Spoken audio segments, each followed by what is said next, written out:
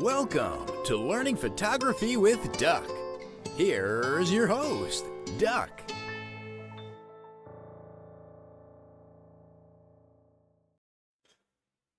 Hello, welcome once again to another edition of Learn Photography with Duck. As always, I am your host, Duck. And before we start, I just want to take a few moments to register the fact that today is September 11th. I know being very close to New York City, that's always something that's on our minds this time of year. Most of us in this area remember where we were September 11th. So just take a few moments to recognize the tragic loss that we had on that day. Okay, on to bigger, better, right? Today is Photoshop edition. What I have for you is something that we kind of touched on a while back, and we kind of went along one little path, and that is dodging and burning. I showed you how to do the it was frequency separation. That's right. So it's probably been a while since we've done anything with dodging and burning. And I know we've covered how to use blending modes in some dodging and burning. And I may have touched, it's going back a ways, so if anything, it's going to be a refresher, but I may have touched on using curves adjustments to do dodging and burning as well. So that's what we're kind of go over today. So anyway, on coming up, I don't have anything coming up. So if anybody has anything going on within some of your clubs, feel free to share it, because I know some of the clubs are going to start starting back up. So speaking of clubs, what I want to do, if you are a member of a club and you know whoever's in charge of your educational, educational aspect of your club, please let them know that I'm available for workshops and lectures at local clubs. I'd love to come out to your club and give a demonstration on something that maybe, other club members have not touched upon. So I can fill in that gap for you guys. So let them know if you know, or if you don't want to approach them, if you just contact me on the side and let me know who it is that I need to get a hold of so that I address the proper person. That would help out a lot. Thanks. Okay, so last Monday we kind of covered some heavy duty stuff with manipulating light in Lightroom, and I discussed something that touches on Ansel Adams' zone system and how he used the zone system with his film developing and printing to manipulate the tonalities within an image. We do the same thing here, with digital editing, and I would even argue that it's, I would say hands down, it's a lot easier than doing it in a darkroom. It may not be the same, tactile experience.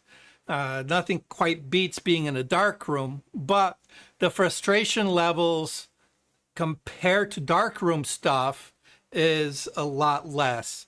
In a darkroom, if you messed up, you had to repeat the whole process all over again, right from the beginning. Whereas digitally, we can just back it up a step or two. Now, Photoshop over the years has really listened to people who are doing the photo editing, people who are doing any kind of image manipulation, and say, hey, you know, we want to be able to work non-destructively rather than altering the pixels permanently and then, you know, having no way of backing it up, or stepping it back, I should say, not backing it up. That's the wrong term. Stepping it, you know, back. You know, they've come a long way. So what I tend to do is when I teach you stuff, I try to incorporate as much of that, you know, preservation of information as much as possible. And that's the nice thing about being able to work in layers in Photoshop, that it does not destroy the pixels underneath. Granted, there are a few things that, you know, are destructive, but if we work smart, we can, you know, circumvent that, or at least take it into account, where we can put other practices in place to avoid it.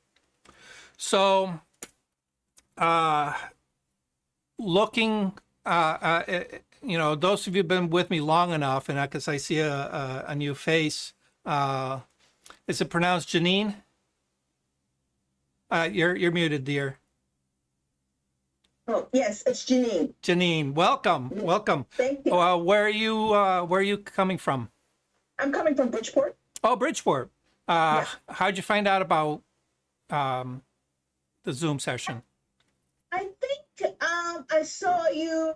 I think I met you maybe at one of the what is the name of that? The Milford Photo. Milford Photo. Okay, awesome. Yeah, one of those events there, and then I know that you were teaching, so I was just sort of trying to follow you along. Cool. And then I found the group on Facebook. Awesome. Well, welcome, welcome, welcome. Thank you. If at any point you have any questions, please don't hesitate to just interrupt me and ask, okay? That's why I kind of chose this forum, because it allows for that personal interaction, okay? So don't be shy. Okay, thank you. All right. Thank you. So those who've been with me long enough know that one of my favorite adjustment layers in Photoshop is the curves adjustment layer, because there's just so much that can be done with that very simple tool. Everything from manipulating light and shadow to manipulating colors. It's a great tool for color grading as well. And I know we've touched on it a little bit in the past. But what we're going to do today is we're going to use that along with masks to create local adjustments. Let me just switch this over. We're gonna do local adjustments of our exposure, light and shadow, or the tonality, otherwise known as dodging and burning. Okay, dodging and burning, of course, is a layover from the darkroom days, where if you let the light intensity hit the paper a lot more, it would burn it. And not burn it as in fire, but what it would do is it would really just hit all the silver particles in the developer on the paper and turn it darker.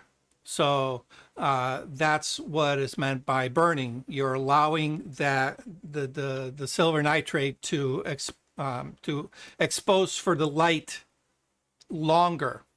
Dodging is just the opposite. What you would do is you would put something in between the light source and the paper and not allow that as much light to hit the paper, and you would dodge that area a little bit lighter.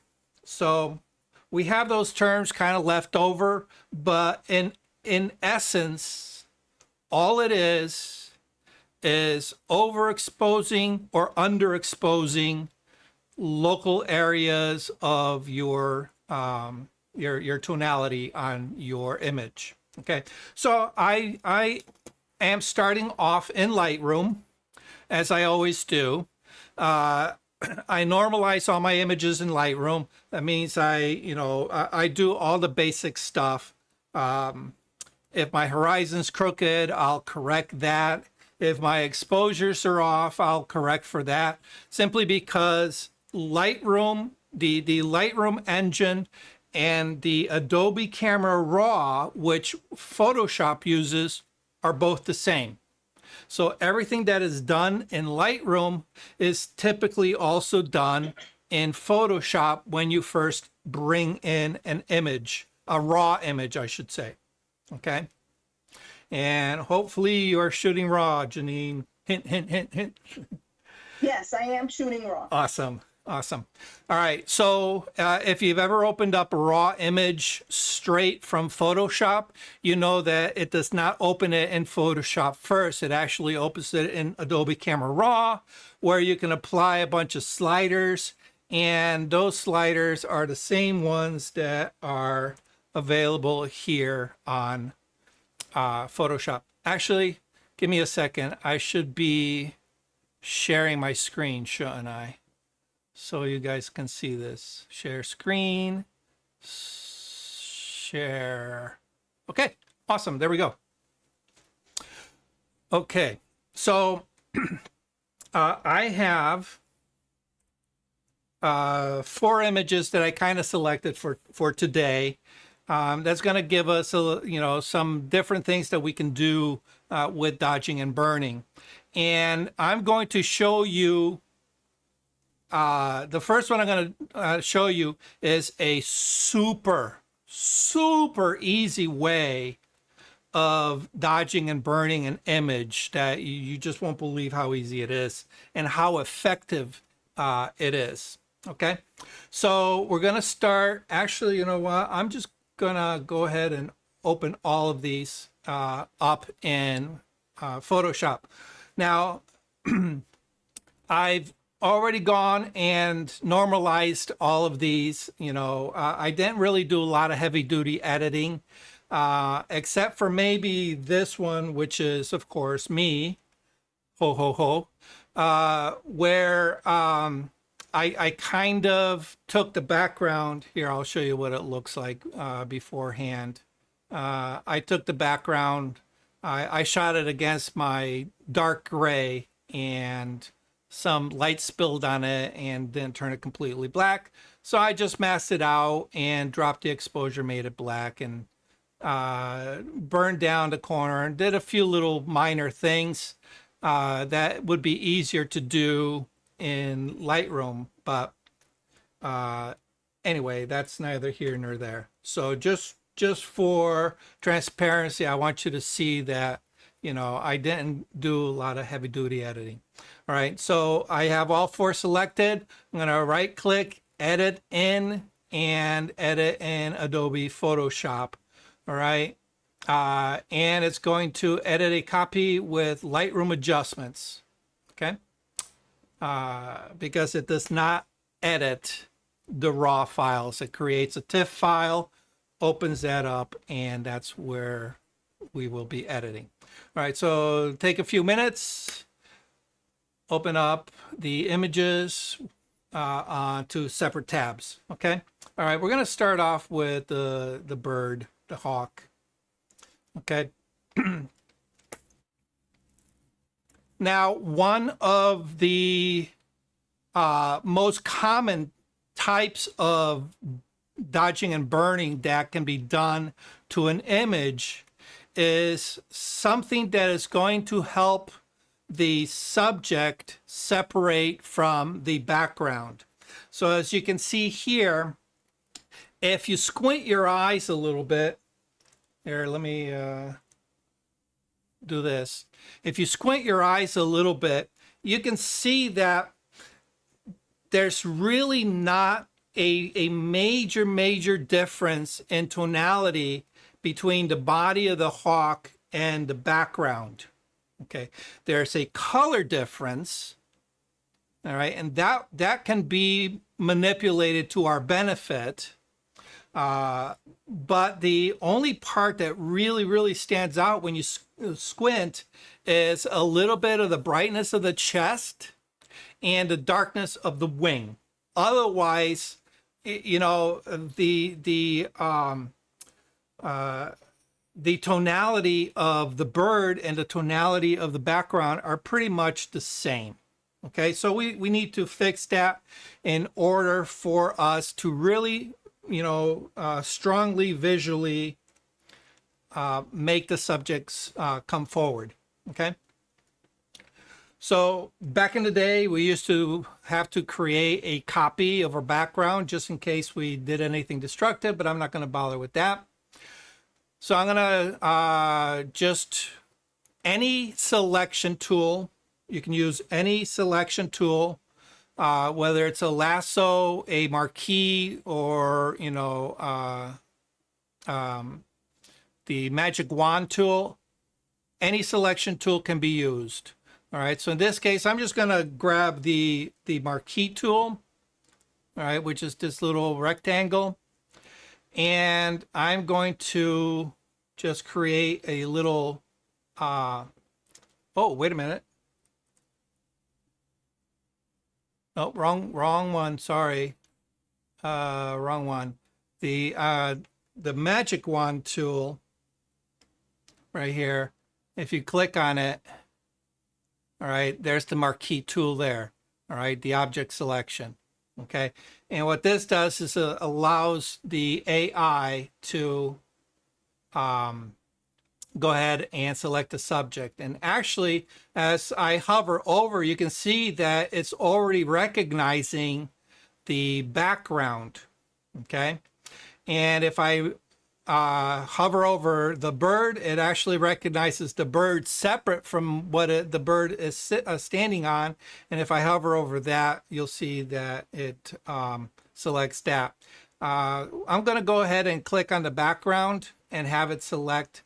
Oh, there we go. Have it select that. And I am going to create a curves adjustment layer. Okay. And because I had a selection in play, when it creates that curves adjustment layer, it's going to also create a mask selection. Okay, a mask selection. But if I manipulate this, you'll see that I actually selected the background. So anything I do here is going to manipulate the background, which is fine because that works for my benefit because that's what I wanted to manipulate anyway. Okay. So what can be done here? All right. As we discussed previously, there are three basic areas of an image that we will be manipulating at any given time: light and shadow, color, and texture. That's all there is to editing any image. Light and shadow, color, and texture. Okay? And if you're working on a black and white image, you made your life even easier. Okay, so those of you who have sat in my Beyond the Rule of Thirds class understand that there are certain principles that we use in order to, to observe our world. The most common ones that you're familiar with is, we tend to go to areas of lightness first. We tend to gravitate to eyes. So anything that has a face with eyes, we tend to look at the eyes first. And we tend to look at things that are sharp over blurry first. Now, if you notice, I used the latter principle in my image when I took that shot. I set my focus on the bird. I had a fairly wide aperture opening, and it threw that background into this nice, very soft focus. All right. And I was using my, I think I was, my 150 to 400 lens, if I remember correctly. I'd have to look it up, but I'm pretty sure that's what it was. So I was fairly, pulled back from the bird. This was at one of the Connecticut Audubon fundraisers. But anyway, so I was a bit of a distance, and I was able to really isolate the bird through use of the blur and sharpness. Okay, so that is working with me. All right, but if the texture of the bird, all right, well, so right now the texture of the bird and the texture of the background are on complete opposite sides. So that helps create that division. All right. But like I said, if we squint our eyes a little bit, all right, when we squint our eyes, it kind of throws the bird into blur. We're purposely blurring the image by squinting. So what we're doing is we're kind of removing that texture element out of it, and we see that parts of the bird are just blending in. So I have to make a decision. Which direction do I want to pull that background in? Do I want to make it brighter? All right, so do I dodge it, or do I want to make it darker and burn it down? And obviously it's a personal choice, but there are certain considerations to take into effect here. And one of them being that this is photographed outdoors. So when it's outdoors, we expect, there to be light.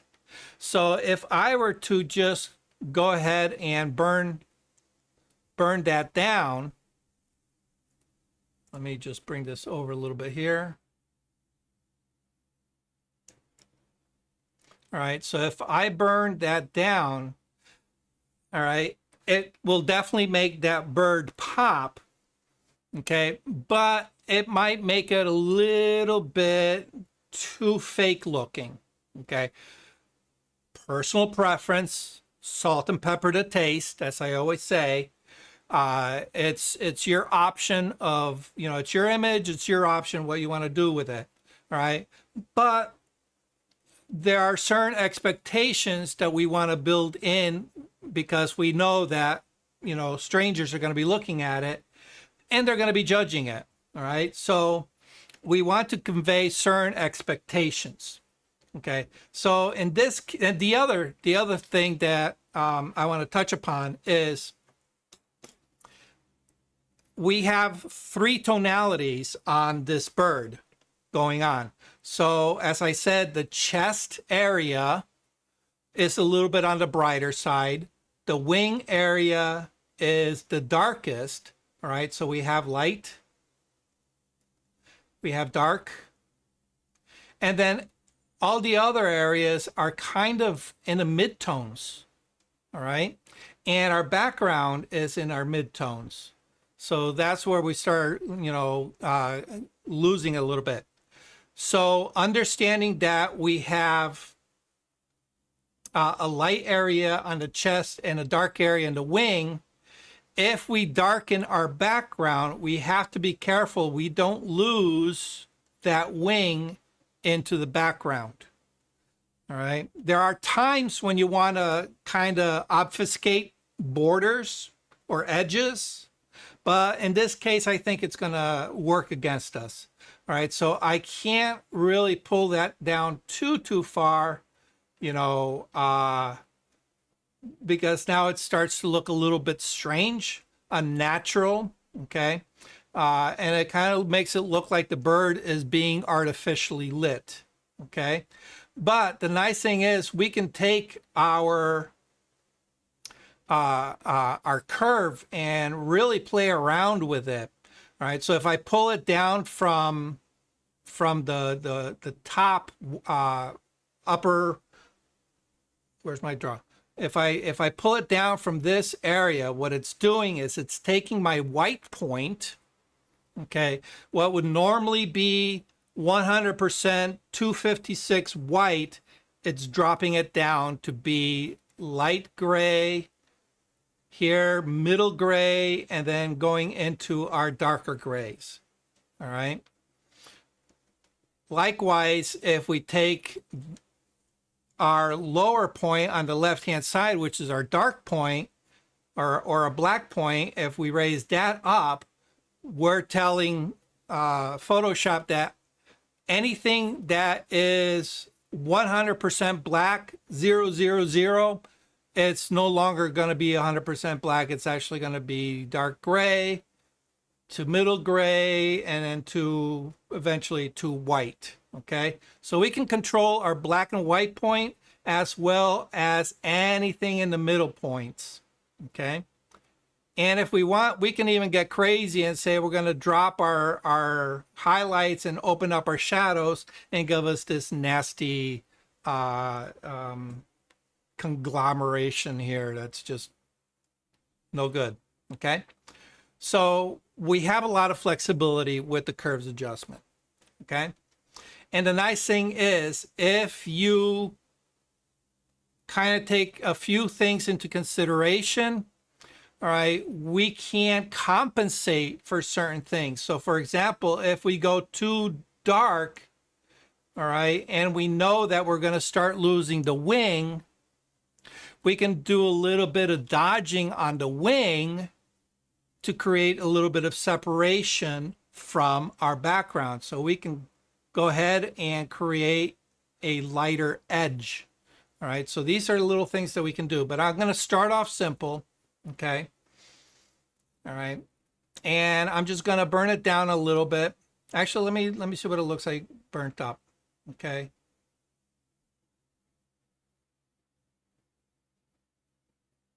Yeah, I think I like it. I think I like it burnt down. It stands out more. But me personally, I tend to gravitate to darker images. That's just me personally. Okay. So I'm going to go ahead and do it there. All right. Now I can say, okay, now if I kind of like the way that background is looking, all right, if I squint a little bit, I can say, okay, what areas are being lost? What areas are being lost? Okay, so right along the top of the head, all right, it's a little lost.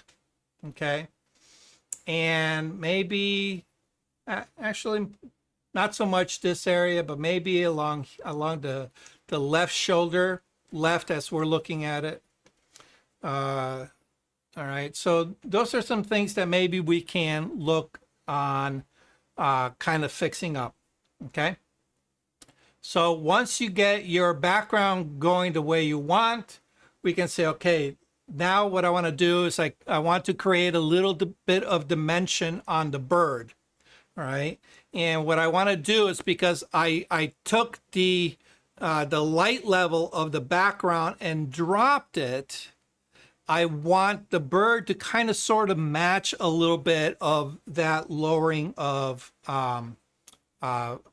luminance values. Okay, so if we look at the bird, there's really no directional light.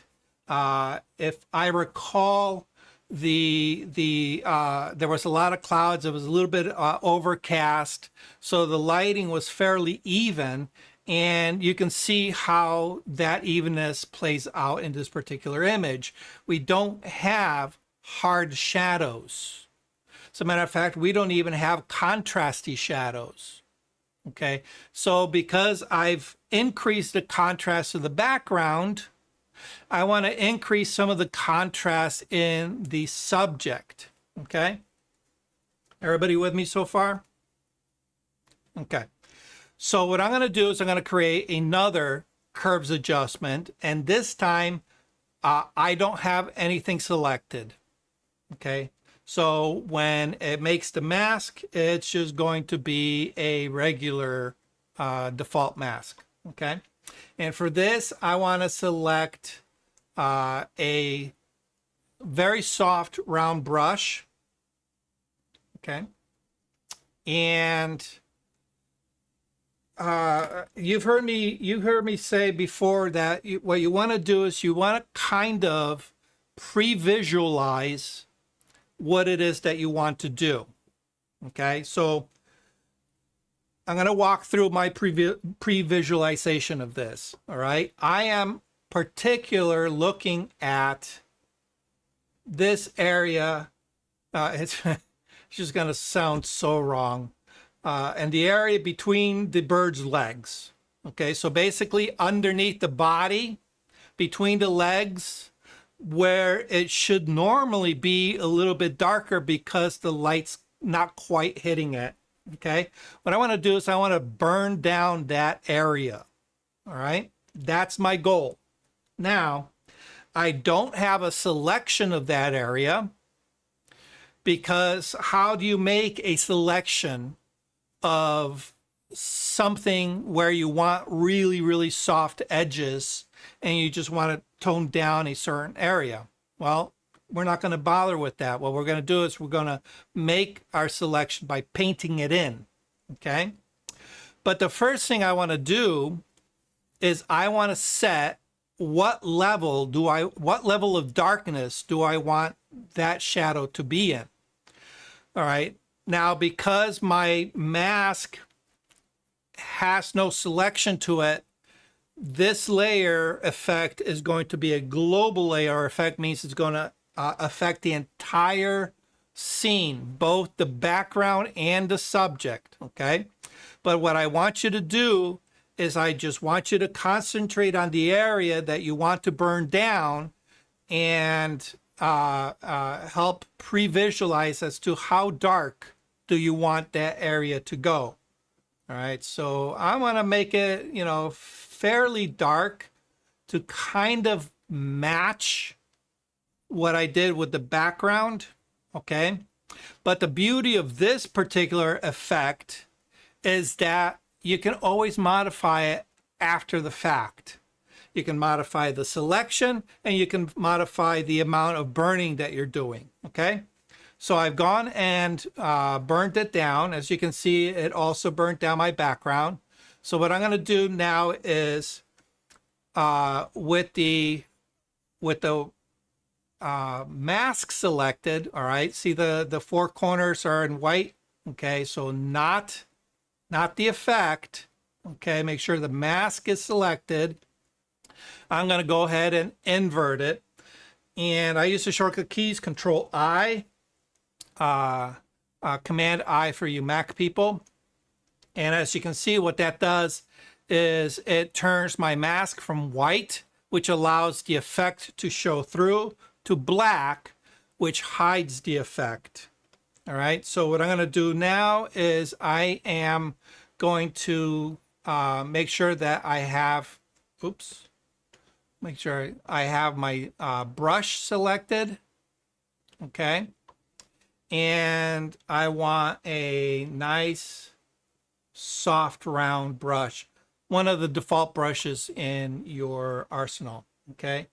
And what I'm going to do is I'm just going to make the brush, I'm going to size it up so it's appropriate to the size that I am going to be burning, and I'm just going to go ahead and paint in. Oh, forgot to check. See, I'm rushing. You need to make sure that white is your foreground color. All right. So right now, black is my foreground color. If yours is not black and white, you can just click on this little icon with the two squares. Click on that, and it's going to reset the color selection to black and white. And the default is white being the foreground color. you have that little arrow that will flip back and forth between foreground and background color. Okay. And of course, you can also do that with the letter D, which brings you to the default colors, black and white, and the letter X, all right, which is going to toggle between foreground and background color. So that's a quick way, all right? White as my foreground color, I'm going to go ahead and paint in just that little area underneath the bird. And just like that, 5 seconds, all right, we've burnt down the area underneath the bird, all right? And the nice thing is, because this is on a mask, all we need to do, if we make a mistake, we can go ahead and invert and select black as our foreground color and just correct by painting in over what we need to correct. So for example, if you say, well, I got a little bit too much on the front part of the leg, we can come in here and we can clean it up if need be. Okay. All right, and just like that, we've added a little bit of tonality underneath. Okay, everybody with me so far? Okay. Now, one of the other things that you can do, all right, and what I'm going to do is I'm just going to pull up the mask here. All right. Let me switch over to white. All right, so right now I have the brush set at 100% opacity, 100% flow. Okay, and so when I make a mark, it's going to give me 100% white. Sometimes we need to build up some of that tonality. So what we can do is we can come up to our opacity and we can play with the opacity. All right, and I've shared with you the shortcuts to opacity are the number keys on your keyboard that represent in increments of tens. So 1 is 10, 2 is 20, 3 is 30, 4 is 40, and so on. Okay, so on the fly, you can very quickly select. All right, so I'm going to hit 2 for 20. And now if I paint on it, you'll see that it's only applying 20% of the white. And if I go again, it's going to put another 20% down unless I go over where I've already painted, and then it's going to apply another 20% and so on. So we can take and we can really build up our tones in areas. Okay. We can do something similar with flow. I just find opacity is a little bit easier than flow. All right, because in order to control flow, I think it's you have to hold the shift key, all right, and then hit the number keys 1 through 0, 0 being 100. All right, so shift 2 will give me 20% on the flow. All right, so now if I put down some pigment, all right, it's if you notice, it's a little bit more than 20%, all right? But if I don't lift the mouse, every time I go over it, it's going to keep building up and building up and building up. And this tends to build up a lot faster. You need finer control to be able to give, gradients with this type of method. So that's why I kind of like the opacity a little bit better. But whatever makes it easier for you, okay? So I'm going to go ahead and bring my flow up to 100, bring my opacity up to 100, switch to black. Let me give myself a nice big brush. All right, square brackets to, move your brush up and down. All right, any questions about brush control there? Okay, all right, so let's go back. Okay, so now I alluded to the fact that, being an overcast sky, there really wasn't any directional light. So now what I like to do is I want to give the bird some directional light here, okay? And I have to make sure that I pay close attention to how it interacts with the background, because one of the things that is important is edge definition on your subject matter, okay?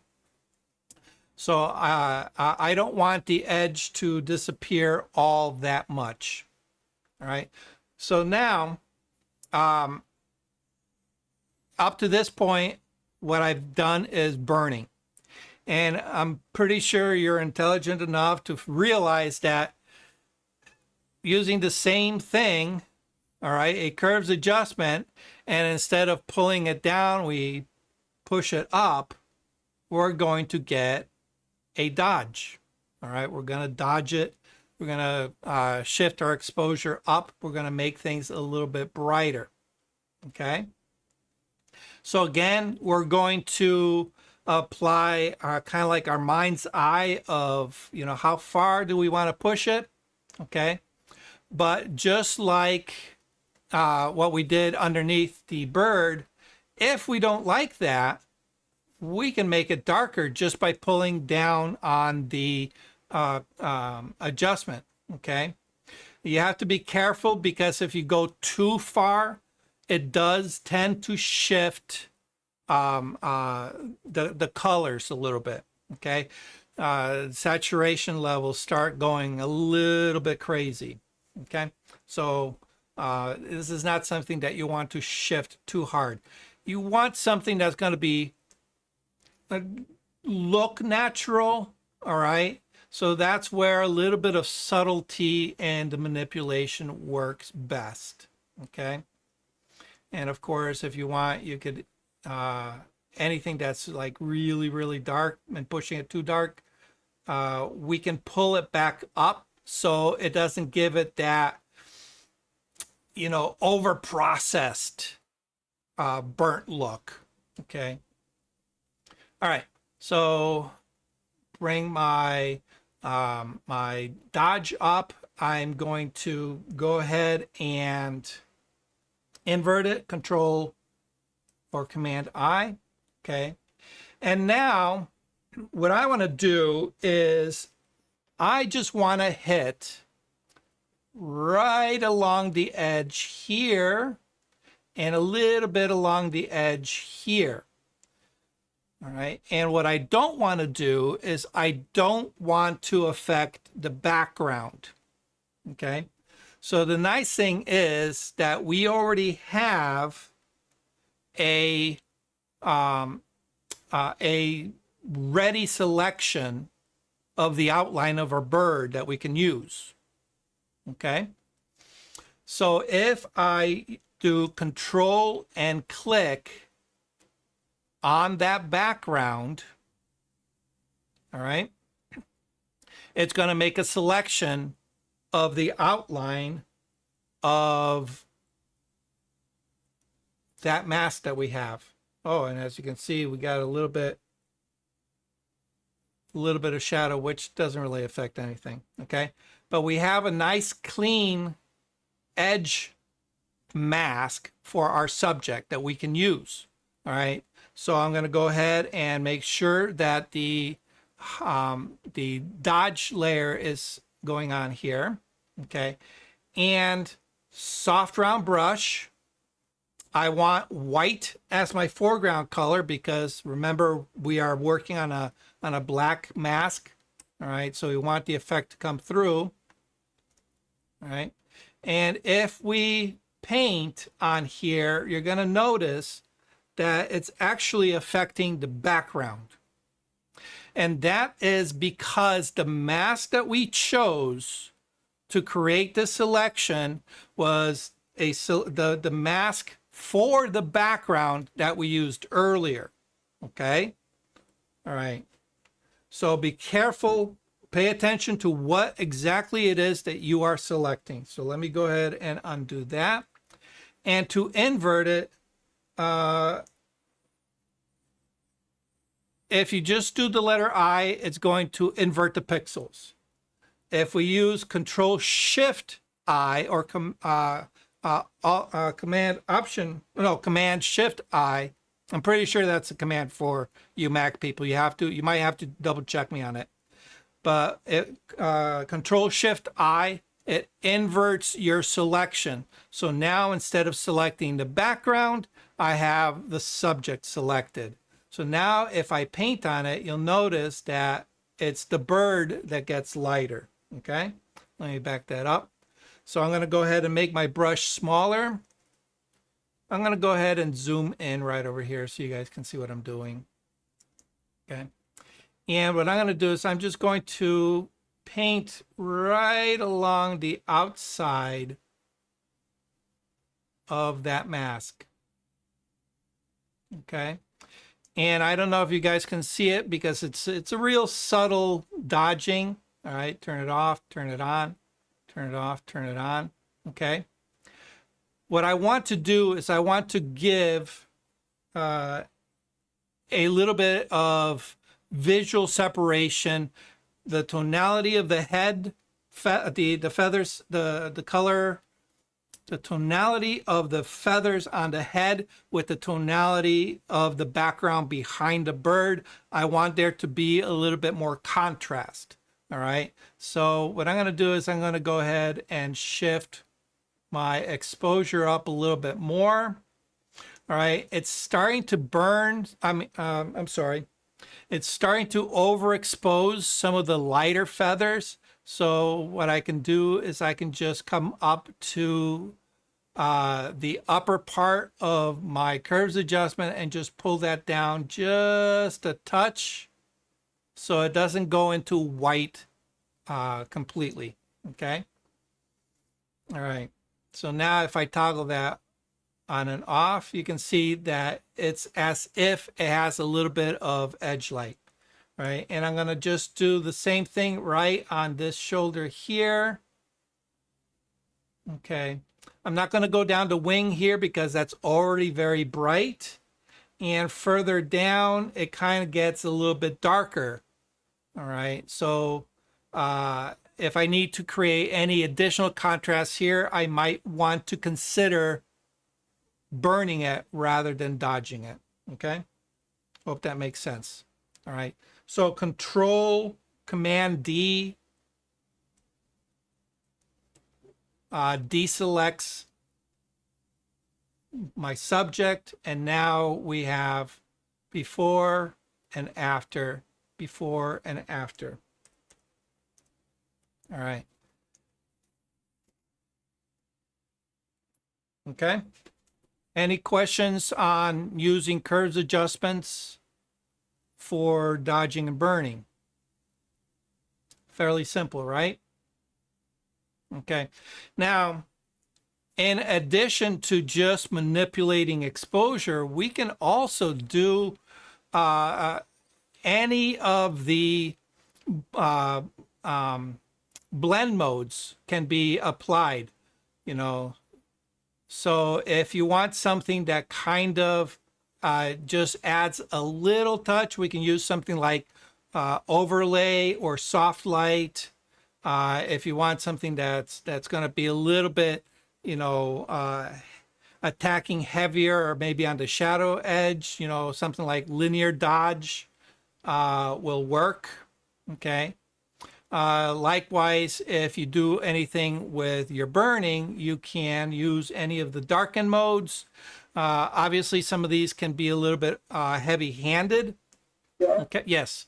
You know, I noticed some of the real fine edges. Or any way to blend the edge not to be so sharp?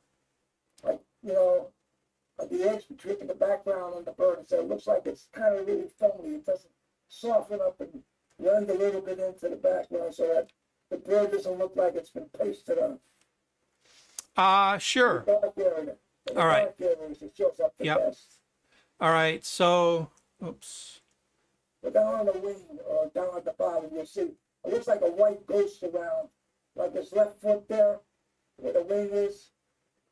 Right here. Yeah, right in there. You see it. If you blow that up, you can see it's real different white lines. Anyway, get rid of something like that. Okay. Control All right. Okay, so you're saying that this It just edge looks so phony. This looks like it's here. pasted there. Okay, yep. It's a sharp contrast. Is there any way to blend the pixels so that it doesn't? Okay, so all right, there's no easy answer to that question, because that question actually has a lot involved. Okay. Okay, sorry. All right. So if I get rid of everything that I have just done to the image, okay, bring it back to the, pretty much what it looked like straight out of camera, okay, you can see, let me zoom in here. Okay. You can see that there is a very clear, very clean delineation between the foot and the background. Okay. What happened was, as the moment I dropped the contrast down, or I'm sorry, I dropped the exposure down on the background, it increases the contrast along that edge. All right. So we make the background darker. Okay. It makes the bright area of the foot come forward a little bit more. And it's that contrast now that makes you say, oh, that really looks like it's cut out and pasted onto that dark background. And you're absolutely right. If it sticks out, to your eyes as a problem, then it is a problem. Okay. Not everybody is going to agree that, having it step forward that much is a detriment to the image. But you may say, I want to look a little bit more natural. All right. So we've darkened down the background, which increases the contrast between the background and the foot.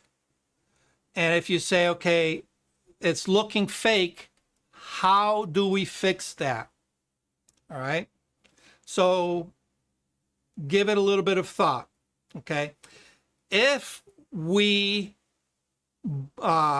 use a blur effect, okay, is it going to change the contrast between the dark pixels and the light pixels? No.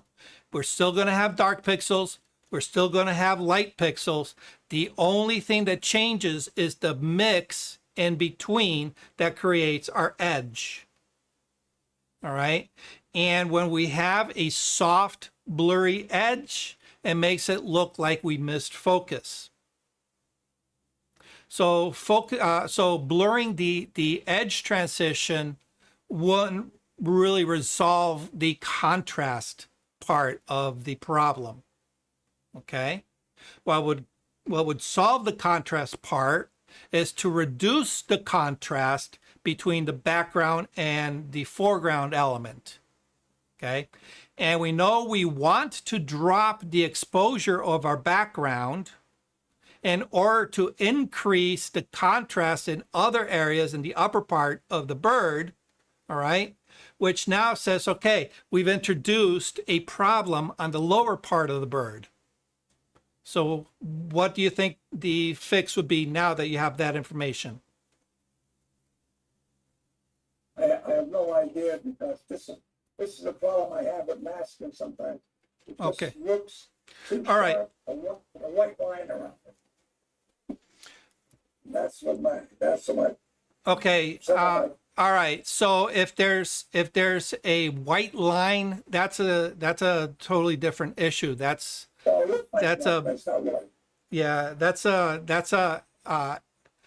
masking problem.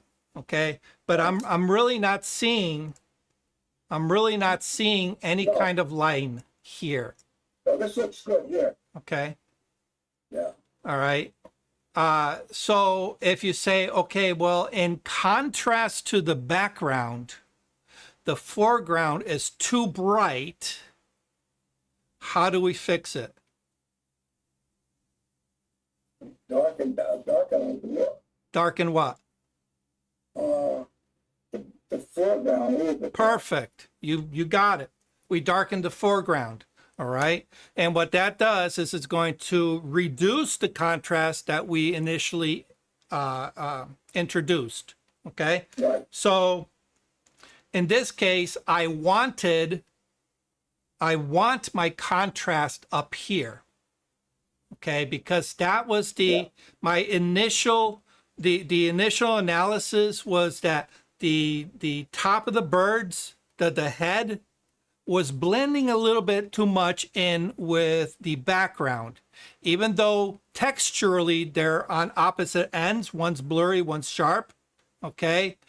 Tonally, they were close to each other, all right? And even color-wise, that brown has a lot of hints of green in it that color-wise, it's very close to the green of the background, okay? So that was my initial problem that I wanted to correct, okay? So now, yeah, you've discovered that you fix one thing, it leads to the creation of a problem somewhere else, okay? Now, as a rule of thumb, okay? As a rule of thumb, what is the purpose of editing an image? All right, why do Bring out what you want. we want to bring out what we want to emphasize to the viewer?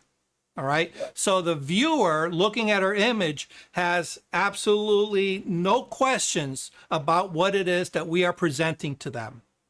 All right, and hopefully keep them involved within the image. So we don't want anything to pull the eye out.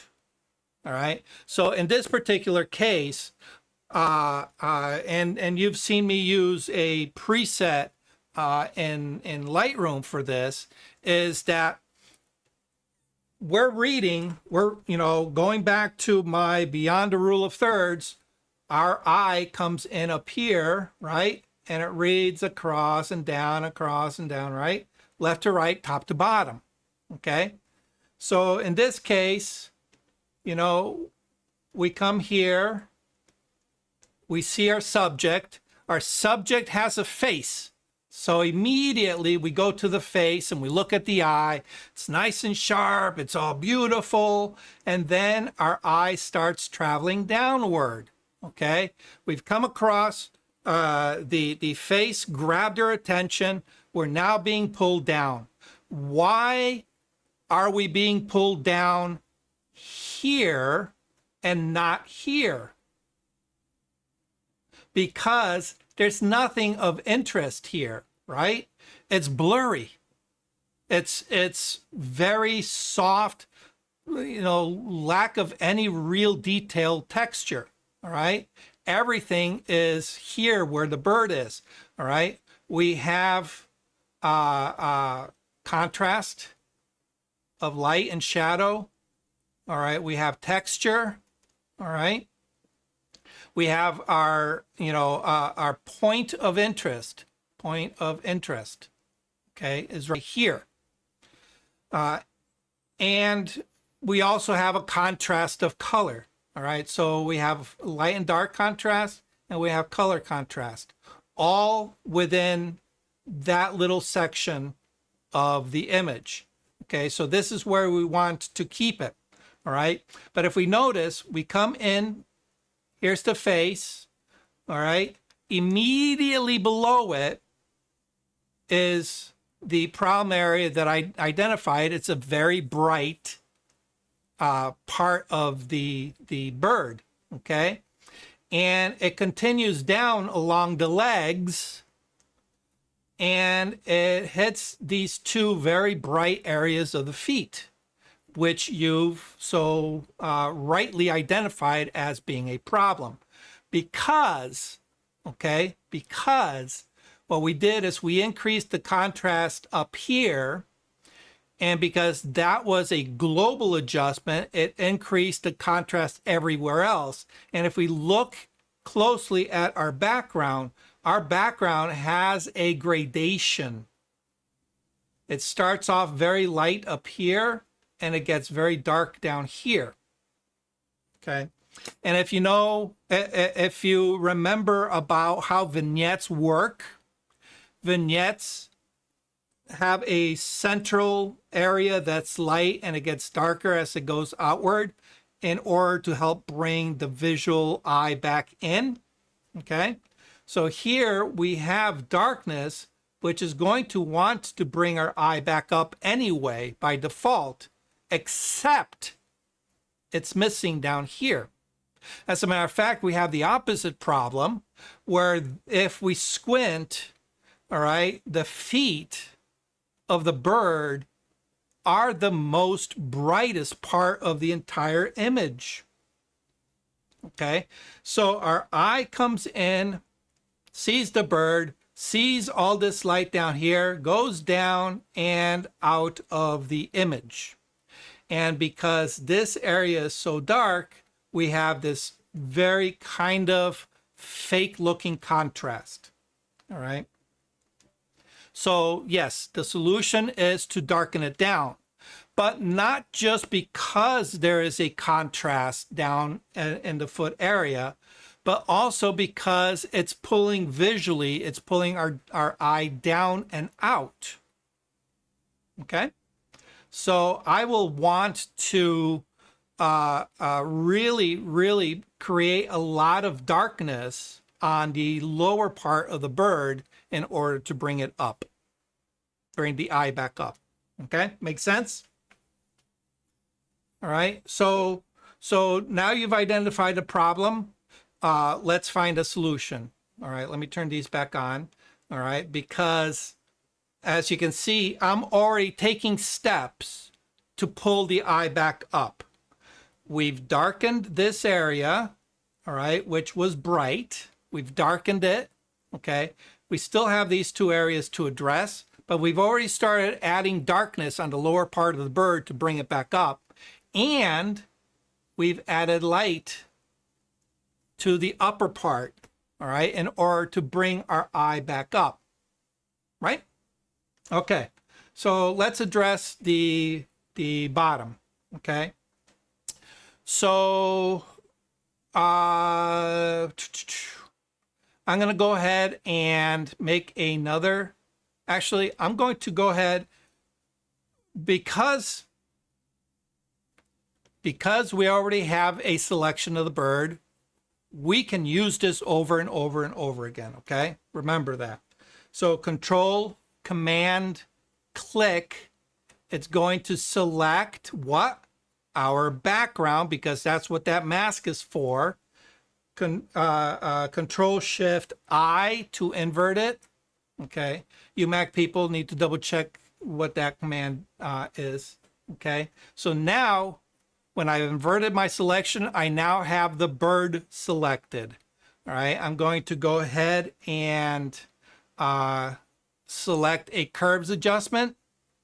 Okay, which is automatically going to add a mask. Okay. All right. And actually, when I pulled up that mask, I noticed that here in the, up here and over here, we actually have areas of tonality that kind of didn't get selected. Okay. All right. So I now have my mask. But what I want to do is I want to darken this area, but leave this area alone. All right, because what I want to do is I want to bring the eye back up off the feet. Okay. All right. So let's go to our curves adjustment. You can see in this particular case, I did not make my adjustment first. I actually made the selection first. It doesn't matter, whichever way works easiest for you. All right. Typically, if I'm working with a known area that's predefined, I'll use this method. If I'm using the brush, then I'll make my mask. I'll make my adjustment first, so that way when I brush on, I can see what is being affected. Okay? All right. In this case, I already know what's going to be affected. All right, so bring up my curves adjustment, and I'm going to burn down. And in particular, I want to hit those talons. I want to make those talons, you know, like really, really dark. All right, let's see, how dark.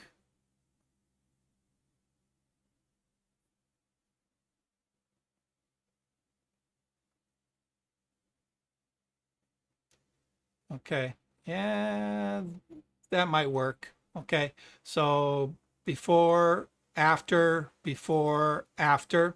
All right. Now, again, this, I have the entire bird selected. Obviously, I don't want any of the upper part. Okay. So what I can do at this point is probably add a gradient, but you know what? Gradient's going to be a little bit tricky. So I'm just going to get my soft round brush, okay, and I'm going to go ahead and make it really, really large. Now, if you want to make it easier, sometimes it's easier to go ahead and reduce your image. So Control minus symbol makes the image smaller on your workspace, which makes your brush relative to it appear a little bit larger. Okay, so now I have a very large, soft, round brush. I'm going to make sure that black is my foreground color because I'm going to black out sections of this mask. All right, what sections? The upper sections. All right, and if you want, you can just little dabs, dab, dab, dab. Okay. And now if I look at the mask, you can see, all right, you can just dab, dab, dab, dab. Okay. I've left all this alone. Okay. And if you want, you could even go use the number keys, 10%. All right. And dab, dab, dab. All right, and just build up your tonality that way. Okay, so now when we go back to regular, that's after, before, after, before, after. Okay, does that answer your question, Bob? They take you off mute, yes. Okay. All right. Now, again, you have to be careful with how far you push it. All right. And if doing just a normal adjustment layer doesn't work, again, you're free to explore and check out what some of the blend modes do. And what blend modes deal with darker pixels. That first section that starts off with darken. All right, so we can go and we can take a look at that. And it says, oh, well, you know, darken, it's affecting more of the darker pixels than the lighter pixels. That might not be a solution. All right, I obviously don't want to do the lighten modes because what does that do? It lightens everything up, which is counter to what we want to do. All right, but we can go to the next section, which is our specialty modes. And those are the ones that work off of that middle gray, right? All right, and we can play around. Let's see, this overlay, soft light, hard light, vivid light, any of those really come closer, okay? Maybe,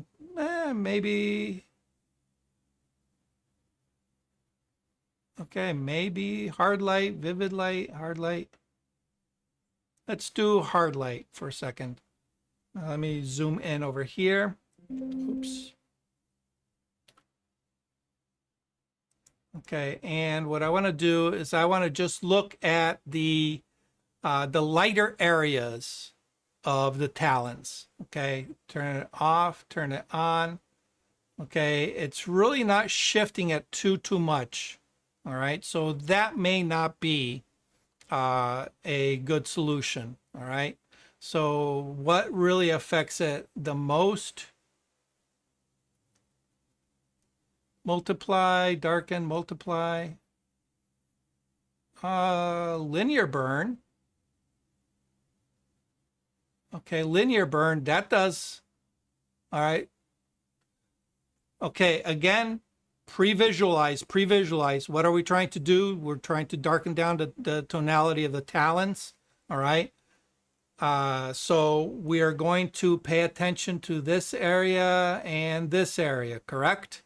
All right. So if we turn it off, turn it on, that's a nice shift to the dark side. Okay. But because we have everything selected around it, okay, it's also affecting all of this area here. So what can we do to correct for that? Well, we can tell Photoshop, I only want you to target the lighter pixels of this selection and leave the dark pixels alone.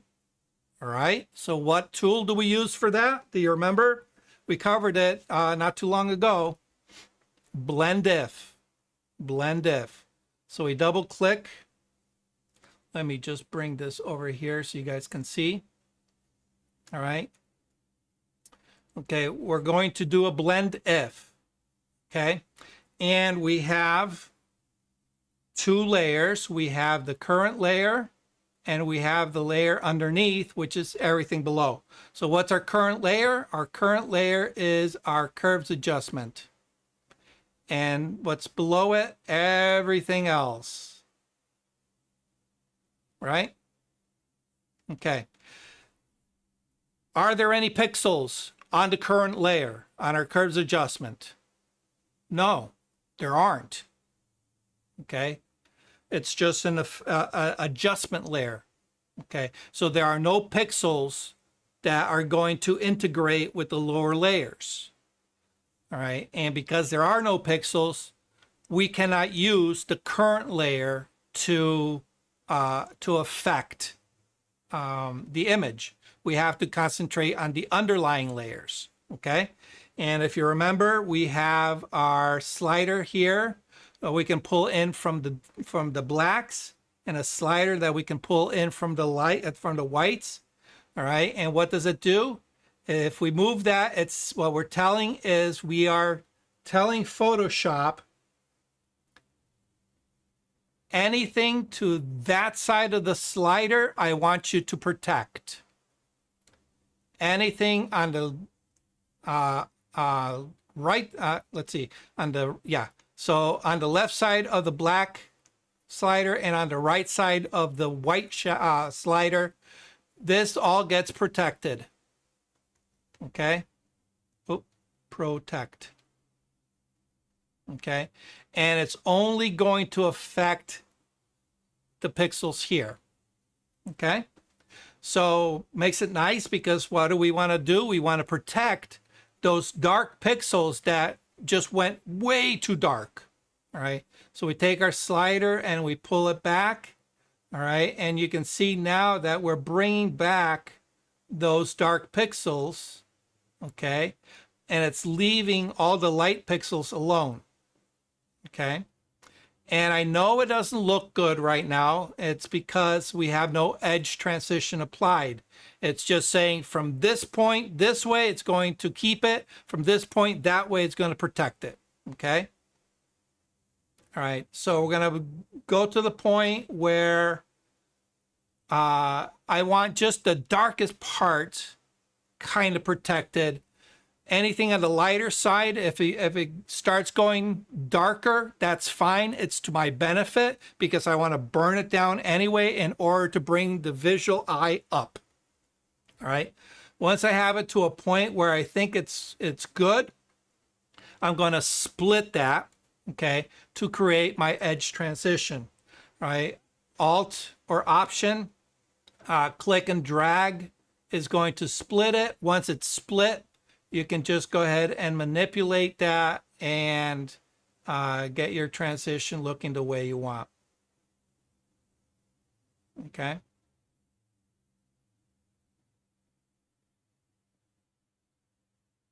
All right, and I'm going to go ahead and split the whites just to soften the transition just a touch. I want a little bit of highlight coming through. All right, not too much. All right, hit OK. Let me go ahead and zoom back out. All right, before, after, before, after. Now it's looking a little bit too rough. Okay, so what I can do is I can come back here and I can say, make some adjustments and say, okay, you know, I want,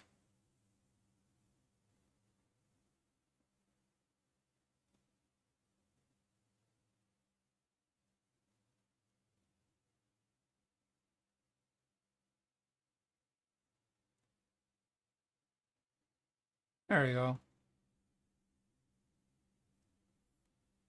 Before, after, before, after. Okay.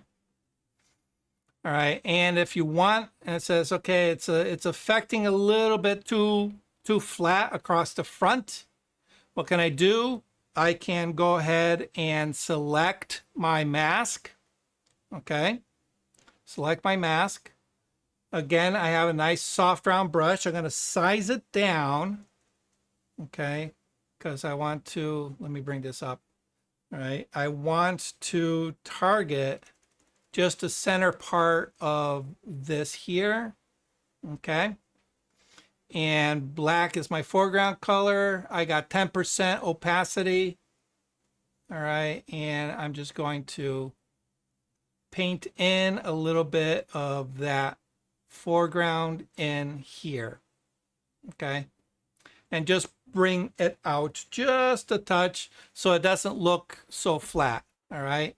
Before, after, before, after. Okay.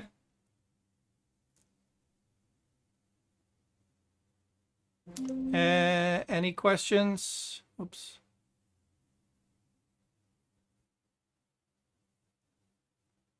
I'm just going to bring it in a little bit more.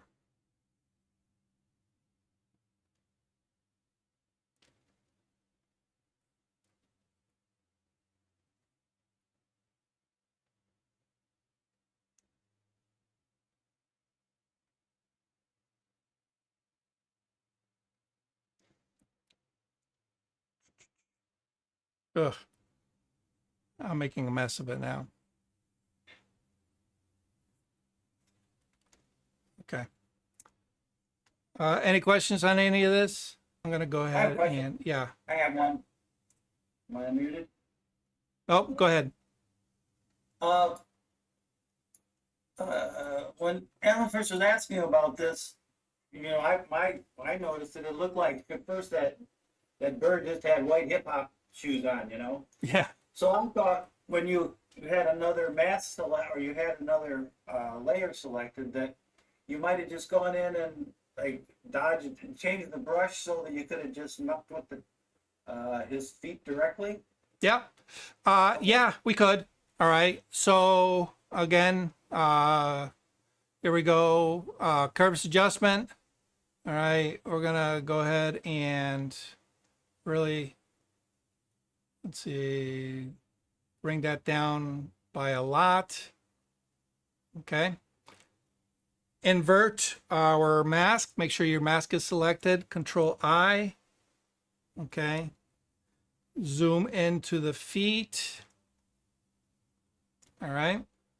Get a nice round brush. I'm going to size it down.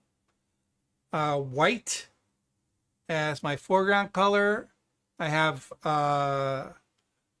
opacity at 100%, flow at 100%. Okay. And I can just go ahead and paint in where I need it. Okay. Now, Obviously, this is probably a little bit darker than what you need, but that's okay because this allows me to see where it is that I'm painting. All right. I have there's no question in my mind as to what is being selected by this effect. Okay.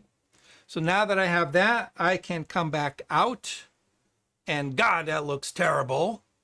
Okay. But we can come back to our curves adjustment and we can bring it up to the point where it meets our taste. Okay. And the nice thing is we can get our soft, our soft round brush again, make it a little bit larger, give it 20%, and I'm going to go ahead and start building up a little bit of that burn on the thigh. All right, and maybe even burn down a little bit around. Okay. So it doesn't matter how you make your selection. All right. As long as you know you are targeting what it is. No, let me rephrase that. As long as you understand what it is you are targeting and why. Okay. And again, because it's a curves adjustment, I can manipulate that as needed. Okay. And because it's being, it's non-destructive, we're actually painting on it, we can go ahead and really use our mask to really kind of sort of manipulate what it is that we want to do. Okay. And now, if you notice, I kind of went outside. Oh, if you go outside of the mask, you start getting that halo, right? Start getting that halo because there's nothing there to stop me from painting outside of what I actually want to select. Okay. And that's when, again, having a pre-crafted mask comes into play. All right. Control, Command, click on that bird mask. Control Shift I to invert it. Okay. White as, oh no, I'm sorry. Black is my foreground color. And oops, nope. See, I went too far. I should not have inverted it because I want my background, because I want to correct what spilled over onto the background. Okay. So now that I have that, I can go ahead and erase up to there. Okay. And actually right here where some of the background comes through and over here. Remove that. All right. Control-0. And before, after, before, after. And if it's a little bit too much in areas, what can we do? We can go back to the mask. All right, back to the mask. Make my brush large, black as my foreground. Oops. Let me bring the opacity down to 20 and just hit those little areas, brighten it back up. Okay. That really looks good. All right. So what I want to do now is I just want to add a little bit of punch to the face. Okay. So I'm going to go ahead and control click on my bird. It selects the background. Control I to invert it. I'm going to come to the top of my stack, create another curves adjustment, drop it down. Okay. I want, let's see. Actually, you know what? I shouldn't have made a selection. let me get rid of the mask. I'll put another mask on. All right. Ctrl-I, invert the whole thing. Oops. What the heck did I do? I want a mask. There we go. Ctrl-I, invert it. Now I want to make a selection. All right. It selected the background. Ctrl-I to invert it. All right. And now with white as my foreground color, nice big round brush, I'm just going to touch just underneath the chin. All right. Right under here. Okay. Ctrl-D to deselect. Before, after, before, after. Okay. And then, of course, we have the shoulder. Okay. Now, here we go. This little trick I also do when I am retouching people. All right. We all have eyes. Okay. We all have the pupil and the sclera and the whole thing. All right. Another curves adjustment. I'm going to bring up the exposure, and I'm just going to look right here. All right. I'm going to ignore everything else. I just want to bring out the color and a little bit of that eye, the center part of the eye. Okay. Now I'm going to go ahead and invert my mask. Soft round brush. 20%. White as my foreground color. And I'm going to do a little swoop right underneath. Okay. And because I'm working at 20%, I'm going to build it up. Okay. But I'm going to build it up in a certain way. All right. So here's the eye. Here's the pupil, right? Pupil's black. So I want to make sure that that stays black. Okay. The top of the eye, whether it's this bird or whether it's a human, tends to reside in a little bit of shadow from our brow. Okay. So we have a line that is going to be in shadow. So I tend to avoid that. Okay. So what I'll do is I'm going to make a swipe along, just kind of like a letter U along the bottom. Okay. And I'm going to the brush so that it covers the whole thing. And I'm going to do that on the first pass. On the second pass, I'm not going to go as far. Okay. Third pass, I'm going to be a little lighter. And the fourth pass, it might just hit just the bottom. All right. So what that's going to do is it gives me a gradient that gets brighter towards the bottom. Everybody follow that? Okay. All right. So I make a swoop. I come in and I come in and I just want, I want more emphasis on the bottom part of the eye because that's the one that gets hit by the most amount of light. Okay. And you can make that eye pop. All right, Ctrl-0. Let me slide that over. All right. Before, after, before, after. See how that eye just grabs you now? Okay. You do that to all your eyes, it's going to just elevate your editing to that next level.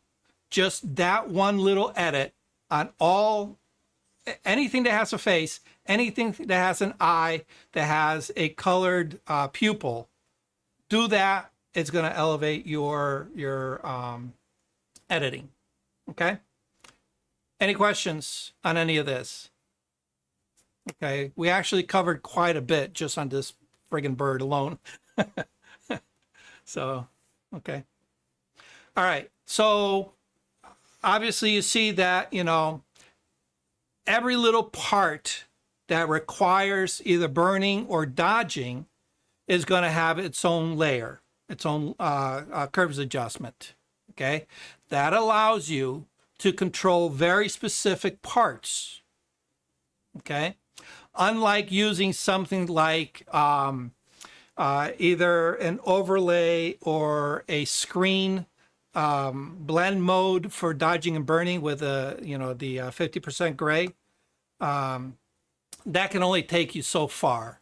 Okay, and if you need to scrap it for some reason because you did something wrong on one end, you have to scrap the whole thing. This at least allows you to rework all the different areas without really affecting anything else. So you say, okay, well, you know what? As I'm working this, I see that I would like to have the crown of the head a little bit brighter. All right, I just go to that and maybe bring the exposure up a little bit more. Okay, or I might say, you know, let me try screen mode. Yeah, let's put the screen mode on there. That makes it pop a little bit more. And then now I can kind of just bring that down, not go so hard on my curve. Okay, I can say, okay, the area in between the legs, all right, you know, maybe I want it a little bit darker. Okay, all right, and now that really brings my eye up. Okay, and maybe, you know what, I think I might want to put just a spot right on the face. All right, so I'm going to come back to the top, create a curves adjustment layer, invert it, Ctrl-I, soft round brush. Oops, I moved it. Okay, here's another thing. Opacity at 100%. Let's bring my brush up. White as my foreground color. I'm going to bring this up and I'm just going to tap. Okay. And put that little spot of light. Bam, bam, bam, bam. Okay. And maybe I want to just create a little bit of contrast. Okay. A little bit of contrast there. All right. Before, after, before, after. All right. It's affecting a little bit of the background, but you know what? I don't mind it. It's not too bad. If I needed to, what can I do? I have my selection of the background. I can control click on it down here, switch my brush to black as my foreground color, and go ahead and hit that part. Ctrl-D to remove it. Now I have just the face of the bird.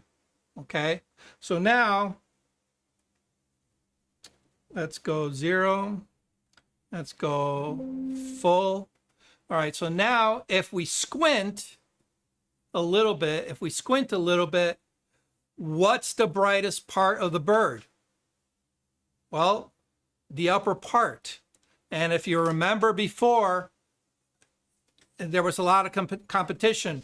The legs of the bird were very, very bright. The background was competing with the back of the head. All right, so we alleviated that. We created some contrast by brightening up the edge, make it look like there's some kind of backlight on the bird. All right, toned down. All right, I'm actually looking at the video feed, and it looks very contrasty. It's not that contrasty on my side, trust me.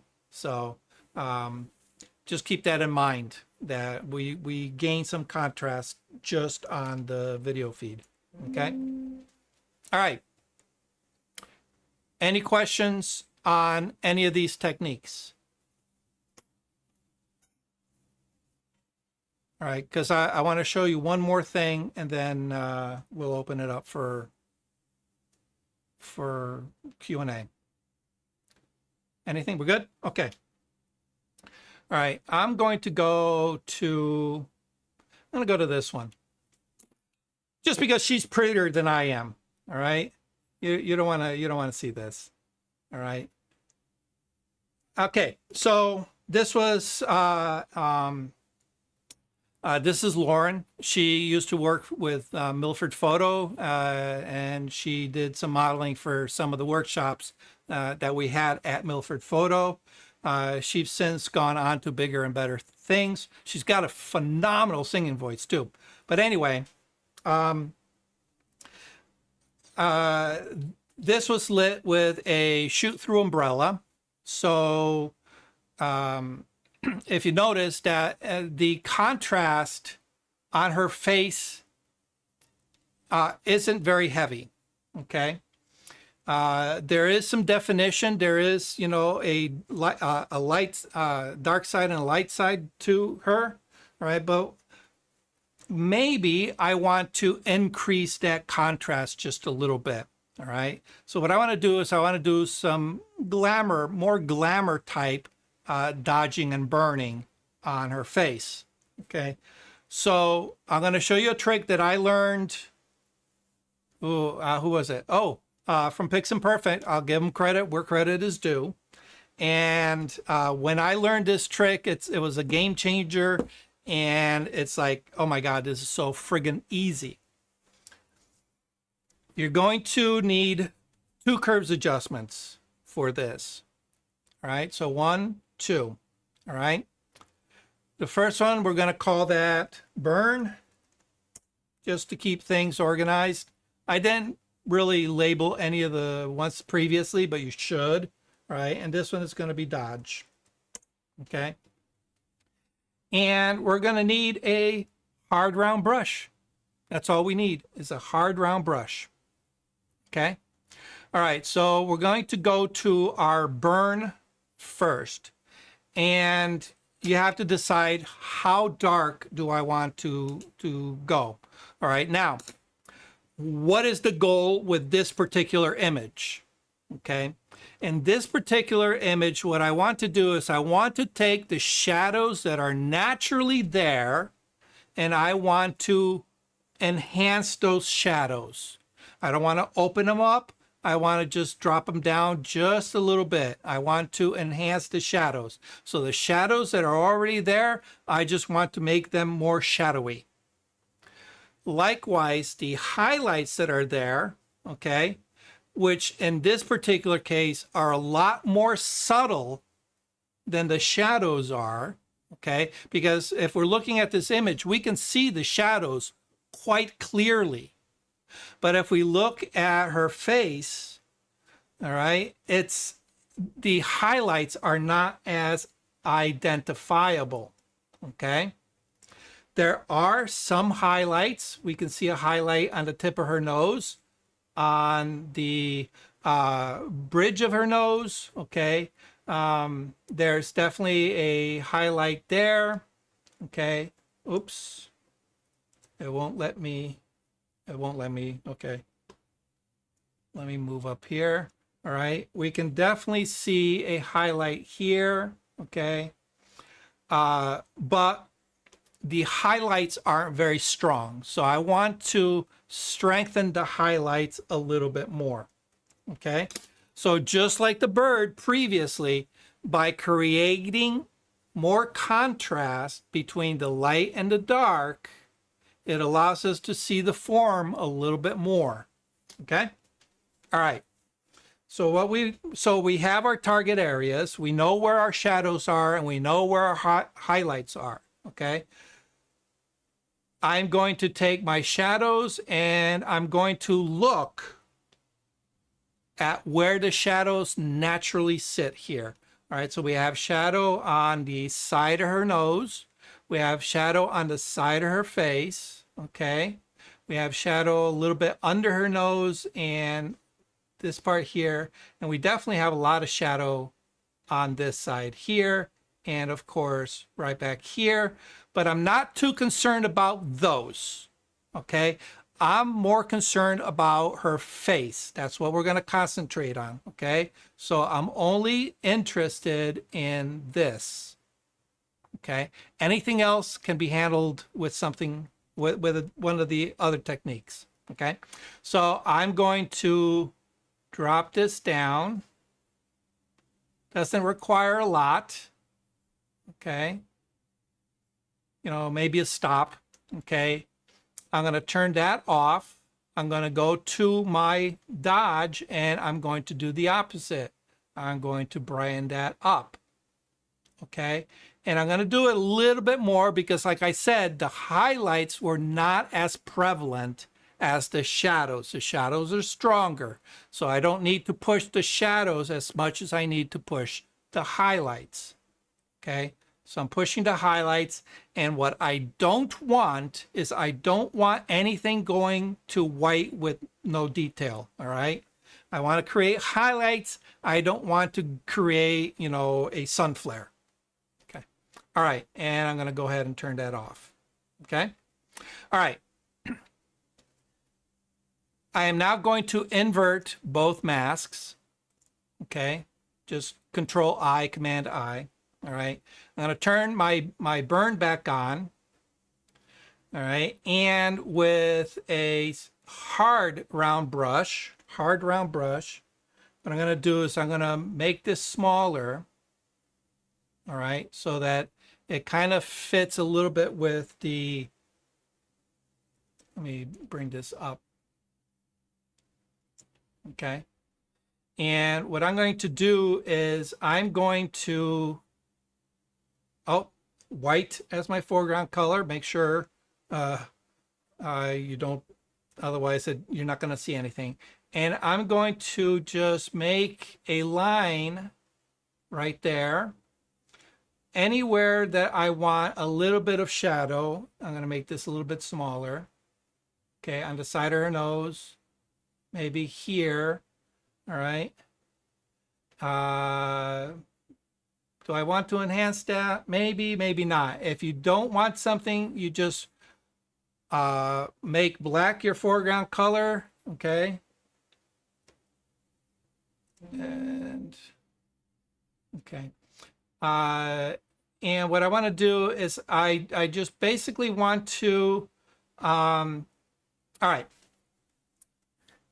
For you guys, if you do any kind of portrait work and you photograph women, I strongly suggest you take a couple of workshops on YouTube, just watch videos on the proper technique of applying contouring to makeup. You'll learn a ton about dodging and burning, okay? Because women, when they do their fancy evening makeup, that's what they're doing. They're dodging and burning through the use of makeup directly onto their face, okay? All right. So we're going to put some shadows on this side. All right. And maybe a little bit here. Okay. Maybe a little bit here. Just on the inside corner of the far eye. And if it's too much, again, just, you know, switch to white as a foreground. All right. Now that doesn't look very good, right? But here's the beauty. We are going to now select, we're going to keep it to, keep the selection on the mask, okay? We're not going to select the adjustment. And if that panel's not open, just look for this icon here, all right? We want the properties panel. If that's not available, just go to Window, Properties, and make sure Properties is checked, okay? And if we look in Property, we're going to see Density. We're going to leave that alone. We want it 100%. But the next one down is Feather.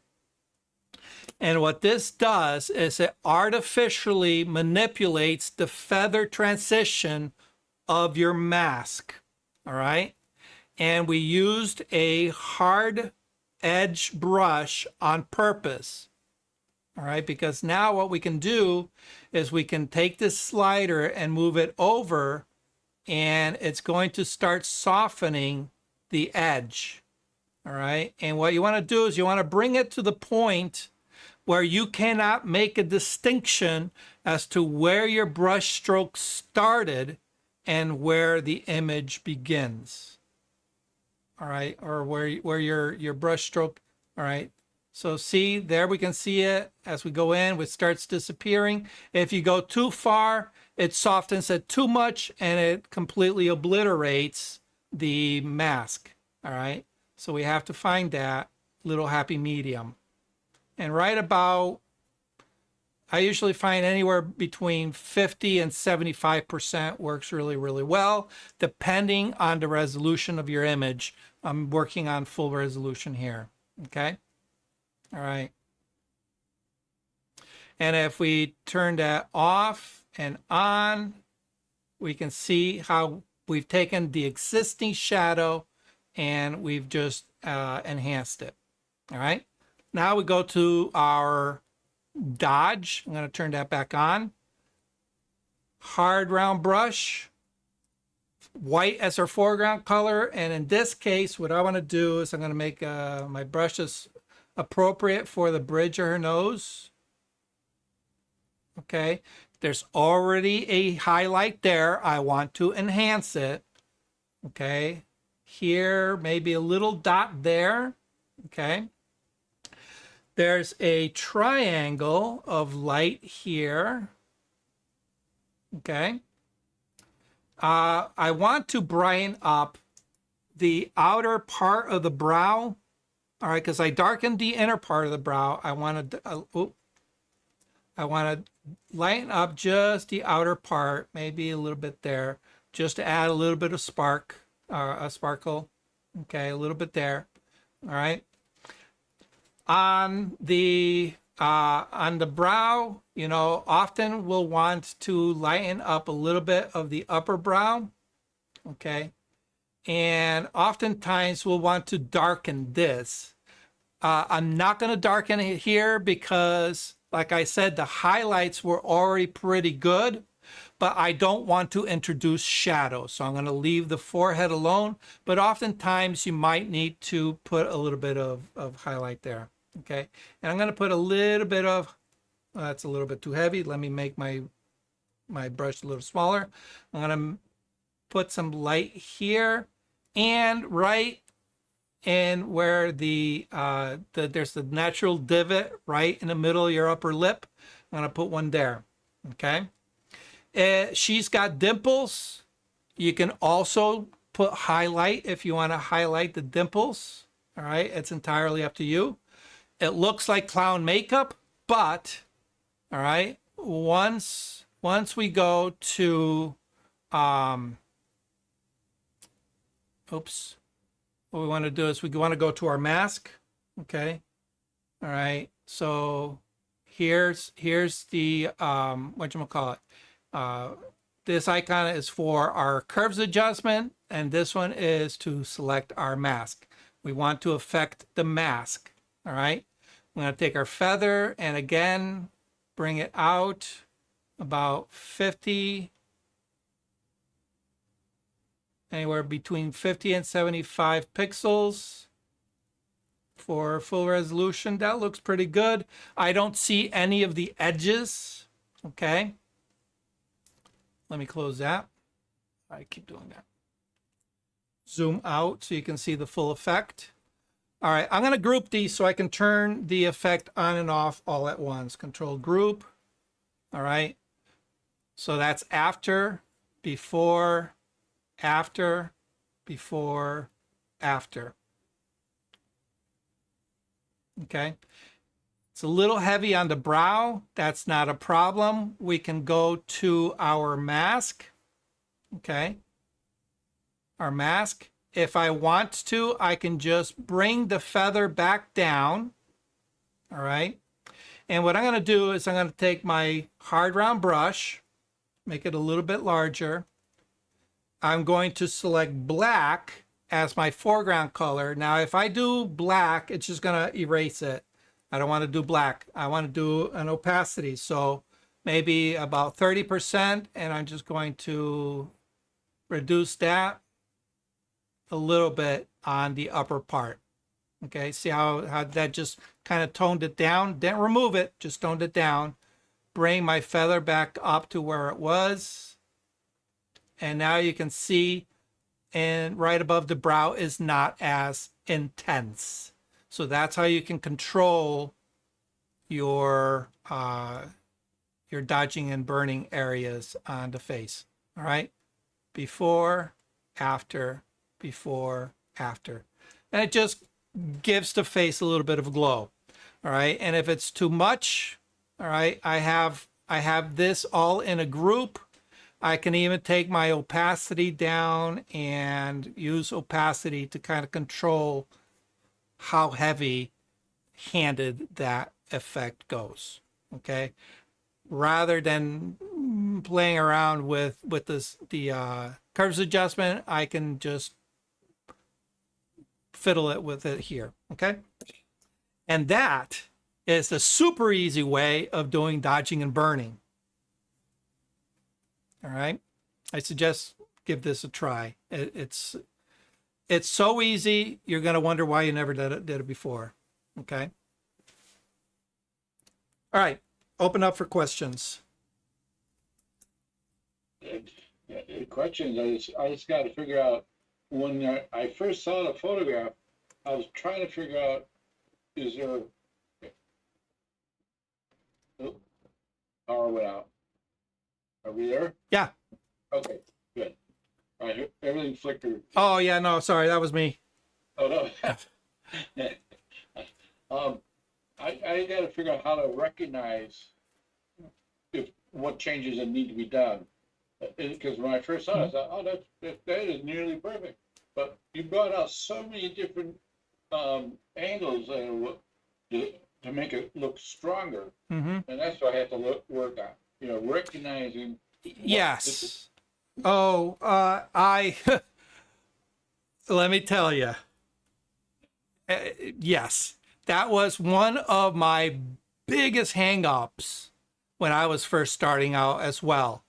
It's like, I know how to do some of these things. I just don't know where to put them. I have the tools. I don't know how to use them.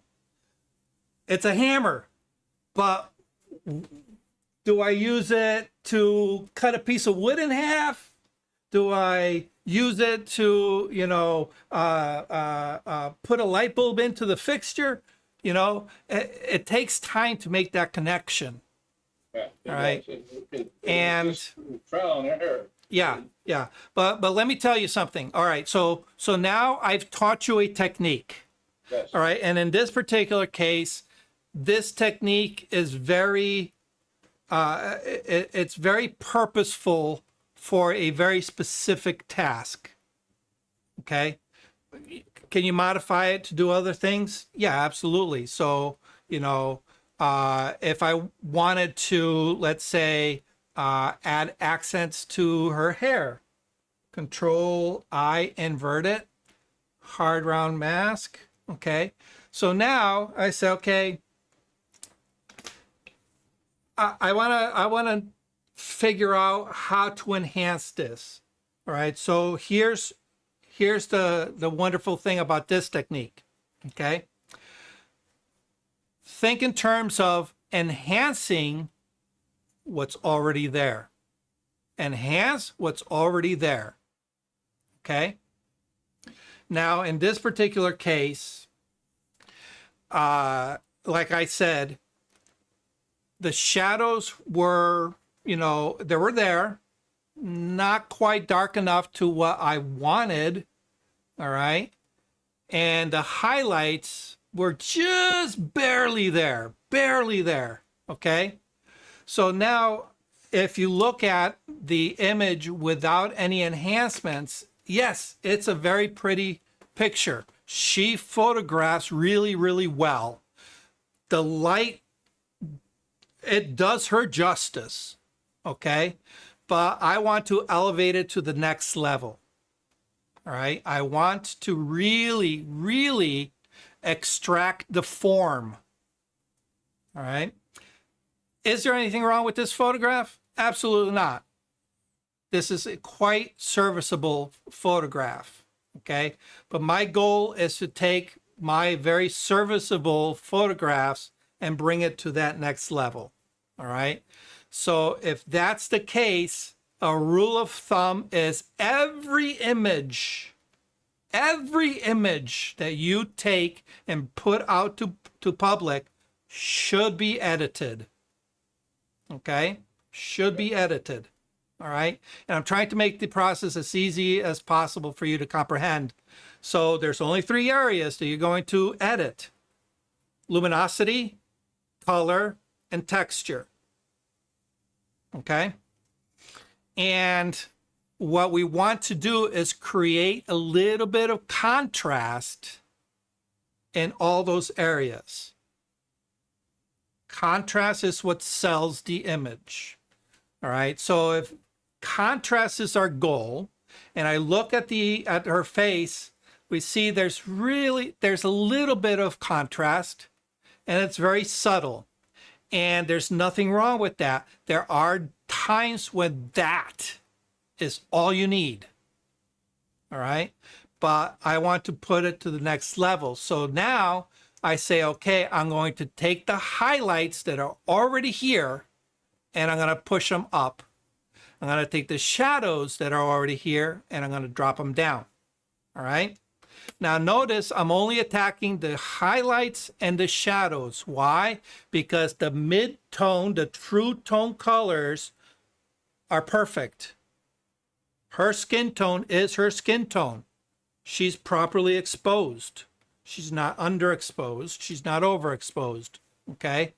And by the time you get to this point, you should already have normalized that anyway. In either Lightroom or Adobe Camera Raw, correct? All right, so now what I want to do is I want to incorporate some highlights. So I push my light up, okay? I go to my mask and I say, okay, I want to put some highlights. Oops, white as my foreground color. I'm going to put some highlights here, here, all right? And I'm just looking as to where her highlights are normally on her hair, okay? I'm not adding where there isn't any highlights, okay? All right, so a little bit of highlight there, okay? Can I add highlights where they aren't there? Absolutely. That's the purpose of this, is we can go where no man has gone before. That was so cheesy, wasn't it? That was cheesy. I'm sorry. It worked fine. It works. That works. All right, we have a Star Trek fan. This We have. guy works very well. All right, so now I'm looking at it and says, okay, well, maybe we can push our highlights up a little bit more, okay? There we go. There we go, okay? Oh, that might be a little bit too much, okay?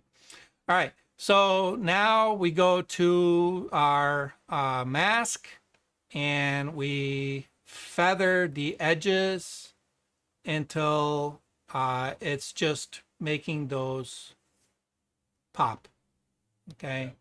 Before, after, and you can say, oh wow, you know what, they're popping a little bit too much.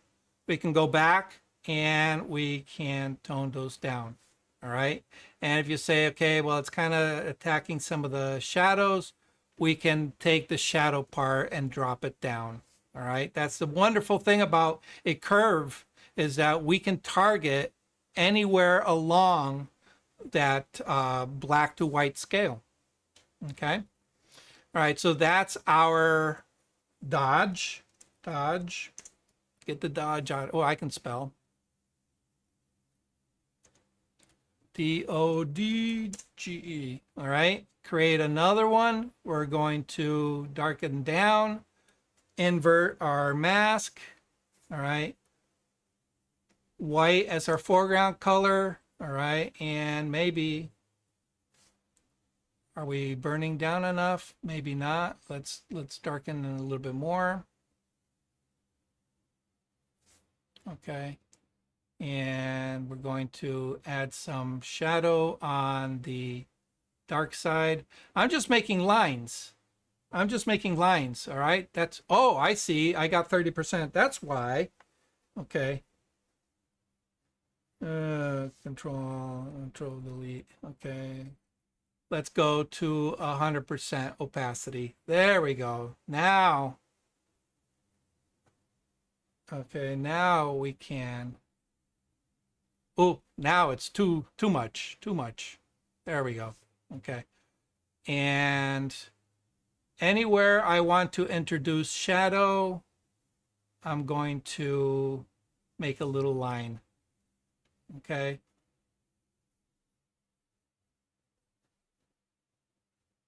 Okay, there we go. Do I want one? Let's put one here. Okay. We go to our feathered edge and we pull it until it just starts disappearing. All right, and toggle the eyeball. That looks good. Okay. And remember, with dodging and burning, it just a little bit is all you need. Okay, not very much. Okay. And of course, because they are levels adjustments, we can always use blend if. Okay, so this is our burn. Okay. All right, and we can group that. So now we have a group for our hair, and we have a group for our face. Okay, that we can control independently of each other. Okay. Control 0, F. There we go. Isn't she lovely? All right, questions, comments, concerns, anybody? I have one, just an overall one, a general one about moving back and forth. So now when you are all done with what you've been doing on this and you hit save or exit, it's going to take you back to. Sure. Okay. Yes. All right. So yeah. So I've taken all of these. I've made all my dodging and burning and whatever else, and you can see here that I have my layers, my folders and groups, interface. If you do color grading, if you do, whatever else you put in, okay? You do Control Save, Command Save, all right? It saves everything. And when we go back to Lightroom, you'll see that there is a second, I was working on a TIFF to begin with, okay? That explains it. I have, it's going to save it as a TIFF, all right? Because I was already working with a TIFF, it put the number 2. It's the second one. But it bakes, all right, in Lightroom, all right? In Lightroom, it's taken all those modifications that I did in Photoshop, and for all intents and purposes, it's baked in to the preview. All right. So from Lightroom, I have no access to any of the layers that I just did. However, all right, let me go back to Photoshop. I'm going to go ahead. Actually, you know what? I'm going to go ahead and yeah, I'll save that. I'm going to go ahead and close these other ones. No, and no. Okay, so I've closed everything in Photoshop, right? I come back to Lightroom. This is the one that I'll make that green so we know, all right? I can now say edit in. What was that? I can say edit in Adobe Photoshop. Okay, it's going to come up with this. All right, and it's going to give you several choices. Okay, first one is edit a copy with all your Lightroom adjustments, which is not what I want. You can do just edit a copy. All right, or edit the original. All right, so in this case, I want access to the original TIFF that I did in Photoshop. So I'm going to say Edit Original. Click that Open. And here it is. It opens it up, and right here are all my layers. It's going to preserve all your layers. So if I'd have said edit a copy, I would have opened up sort of a brand new single layer TIFF. You know what? I don't think let me try that. Edit in, That's edit kind of where my in. question was going, because I've been bumping into or not quite understanding, because it feels like I've, well, anyway, because there's another add-on question to this about working with eyes. Edit in, edit, Doug, edit a copy. Just to let you know, Yep. that noise was, I didn't know the mic was on and I yawned. Oh, okay, no problem. Okay, so to answer your question, it disregards all the layers, okay? It has baked in. Well, I'm sorry, what was that last one again? Oh, yeah, so Brian asked, what happens if you take the TIFF file that you just edited, Right. brought back into Lightroom, all right, and then from Lightroom you say open in Photoshop, but instead of clicking edit original, you say edit a copy. It's going to create a merged layered copy of the edited image that you originally worked on and open it on its own layer. So as you can see, all the dodging and burning effect is burnt into this as a single layer. So everything that I did previously is there. It's not editable. However, if I save this, it's going to save it as a new TIFF. It's not going to overwrite all the previous ones. Okay? So for that, I'm not going to save this because I don't need, 5 copies of the same image. Okay? But if I had said yes, it will open up a third. It would put in a third image in here. Okay? Where that might be useful. Yeah. In other words, it flattens it. Yes. Right, yeah. It flattens it out like you would flatten it. Correct. You flatten it where nobody can see the corrections. That's what you have right now. But if you open up the other way, you open it up with all the layers and everything. Correct. What you're saying, yeah, okay. Correct. Correct. Okay. All right. Oops. Go to here. All right. Any questions on this? All right. So hopefully I simplified dodging and burning to a ridiculously easy level. Now, you said to versus Control-I, right? Control I for PC people. Yeah. Because what I want to do is, I want to be, let's say I have the bird. I'll rephrase that.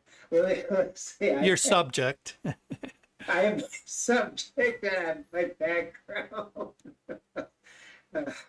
It's been one of these days. Yeah. I have my subject and my background. So I did my masking so I could work on the subject. Yep. So if I do a Ctrl-J, will that make another layer that has the Oh, mask? no. Okay. You got to be careful with that Ctrl-J. All right. So let me go ahead and, no, let me open up the bird.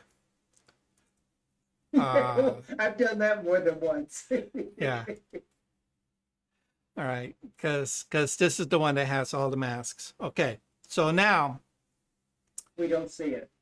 oh, thank you. My bad. Okay.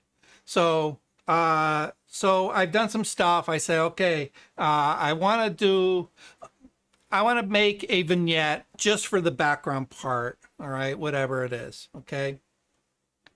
Oh no, actually you asked about the Ctrl-J. Okay. Yes. So I have the bird, and okay, so when does separating the subject from the background come into play? All right. If you ever need to, for example, let's say the bird was on a background that wasn't as blurry, and you say, you know what, I want to, actually, you know what, instead of describing it, let me just do it. All right. I'm going to go ahead and open up the other bird. All right. So Control E. We'll just go ahead and open it up. Okay. So I want to isolate my subject from the background. All right. Because what I want to do. And in my case, after I separate, I want to work on the subject. Then I want to work on the background without having to do the whole thing over. Correct. All right. So what I'm going to do is I'm just going to go ahead and use the AI to select my background. All right. I don't want to use the subject again for the same reason. It's, you know, I want to select everything. Okay. So click. Takes a few seconds. There's my background selection. Okay. I don't want to select the background. I want to select the subject. So I'm going to Control-Shift-I to invert my my selection. And now, if I do Ctrl-J, what that's going to do is it's going to create a new layer with just the bird. Just the bird. Okay. So now if I hide my background layer, you can see my bird is isolated on a blank background. Okay. Why would I want to do that? Okay. Let's say my background is not blurry enough and I want to really, really, really, really blur it. So now I take filter, blur, I say Gaussian blur, all right, and I'm just going to go to a ridiculous level, all right, okay, and hit OK, all right, and it says, okay, now I've blurred out my background, all right, and now if I take my bird back on, okay, what's going to happen is if we zoom in here, all right, hopefully you guys can see it. It creates a halo. Okay. Why? Because let me turn that off. Because what happens is I've blurred the edge of my bird and it has now intermixed with the background. All right. And because Background so I can see it again. So I can see the halo. yep. Actually, Look at the halo, please. let me. I see it. I see it. Yeah. Okay. That halo is that white part of the feather here blurred. All right. So when you blur something, you're taking that edge contrast and you're expanding it and making the transition between one edge to the other softer. That's all a blur is. Okay. So because it made it softer, it spilled out onto our background and created that halo when we apply our cutout over it. All right. So Bob, this may be part of, you know, one of the reasons you've seen that in the past in your own work, as you mentioned it earlier. Yeah. Okay. Yeah. So how do we correct for that? Well, what I'm going to do is I'm going to go ahead and back that up so that my background is not blurry. Okay, so blur. Okay, good. All right. I'm going to now make a selection again. All right. All right, because here's my bird. I'm going to turn it off. I'm going to turn my background on. All right. I want to select the bird. So I've already made a selection once. We Control-J'd it so it's on its own layer. Control-Click makes my selection again based on what's already been pre-cut. Okay. I now need to expand my selection a little bit. So I'm going to go to select, modify, expand. All right. And I'm going to go about maybe 20 pixels because this is a high resolution image. All right. And hit OK. Okay. Let me zoom in. So now you notice that it has the bird all selected, but it's also encroached onto the background. This is important. Okay. Because now what I'm going to do is I'm going to use content aware fill. All right. And using a sample, I'm going to select all the area around it. I said, well, that's weird. I'm going to use all this area around here to help mask. Okay. And you can see the panel on the right hand side. That's our preview. This is our preview. All right. You can see that it did a great job getting rid of the bird. All right. So I'm going to say OK. It's going to apply that. Ctrl-D to remove it. Now there is some artifacting.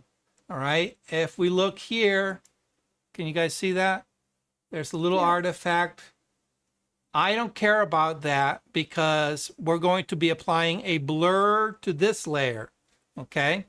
But if it was too much of an artifact where part of the bird is still visible, you can just, maybe use the magic wand tool and just, go in and clean it up and get rid of those artifacts. Okay. I'm not going to worry too much because overall it did a decent job. Anything in this area doesn't matter because I'm putting the bird back over it. When I reapply it, there it is, right? All I'm doing is I'm separating the background, and I don't want any part of that bird influencing what I'm going to do to the background. So I'm going to take it, filter, make sure background is selected, filter, blur, Gaussian blur. I'm going to make it really, there we go. Now it's really noticeable. Okay, hit OK. All right, bring my bird back up. All right, and now it's really standing forth against a creamy background. Okay, so that's a great way of creating contrast between texture and smooth. Okay, so that's where you have to be careful when you make a selection and you do Ctrl-J. It's going to cut out whatever is selected and put it to its own layer. Sometimes that's not what you want. All right. Sometimes you want all that detail and you just want to mask. Okay. So if that's the case, all right, make your Ctrl-J first. All right. And then apply your selection. Okay. Good. All right.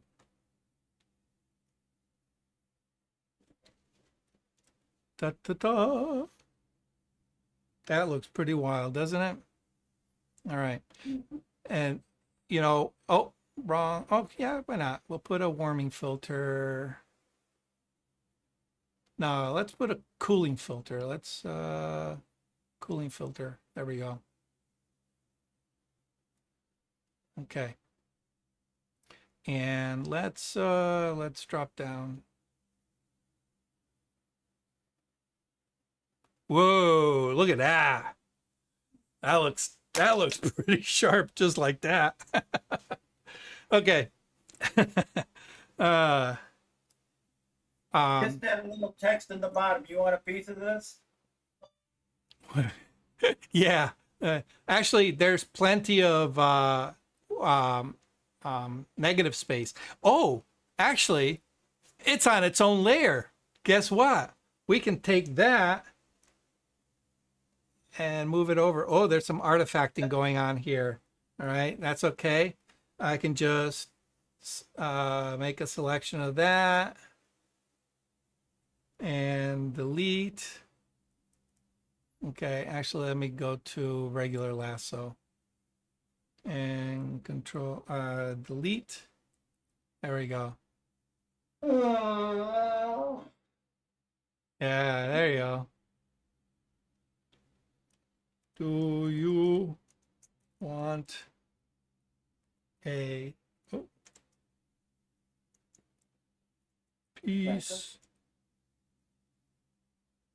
of this? Oh yeah, that's funny. okay.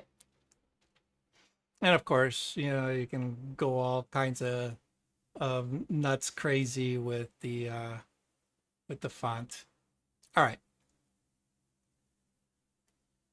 All right. Other questions?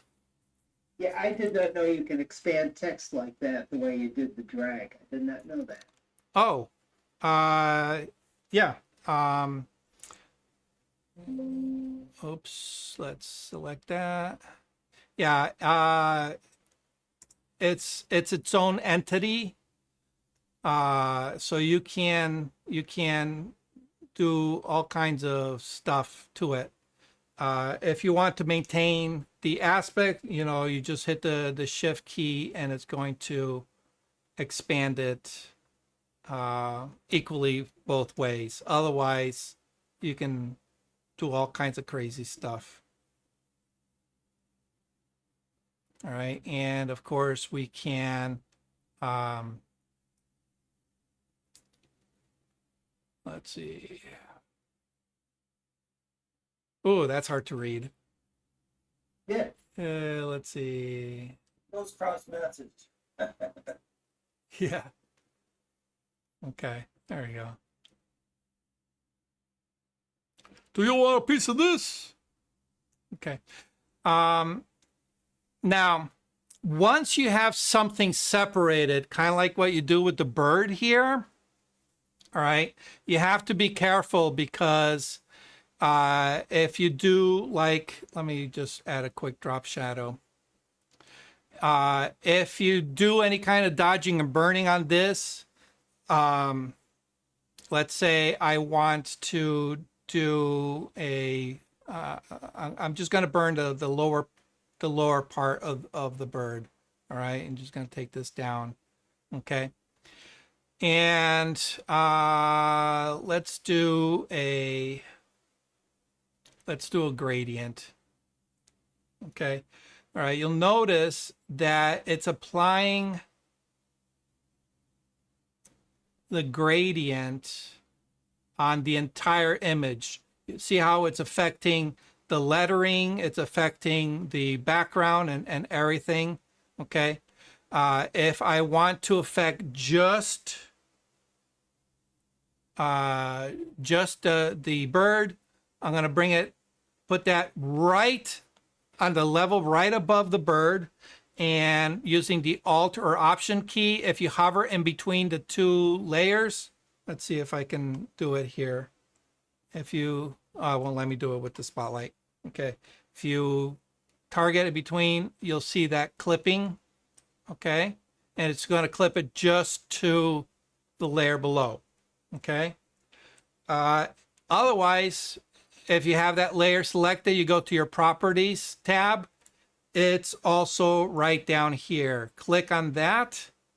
All right. And it's going to clip it to the layer below. All right. So now that is only going to affect the bird. Okay.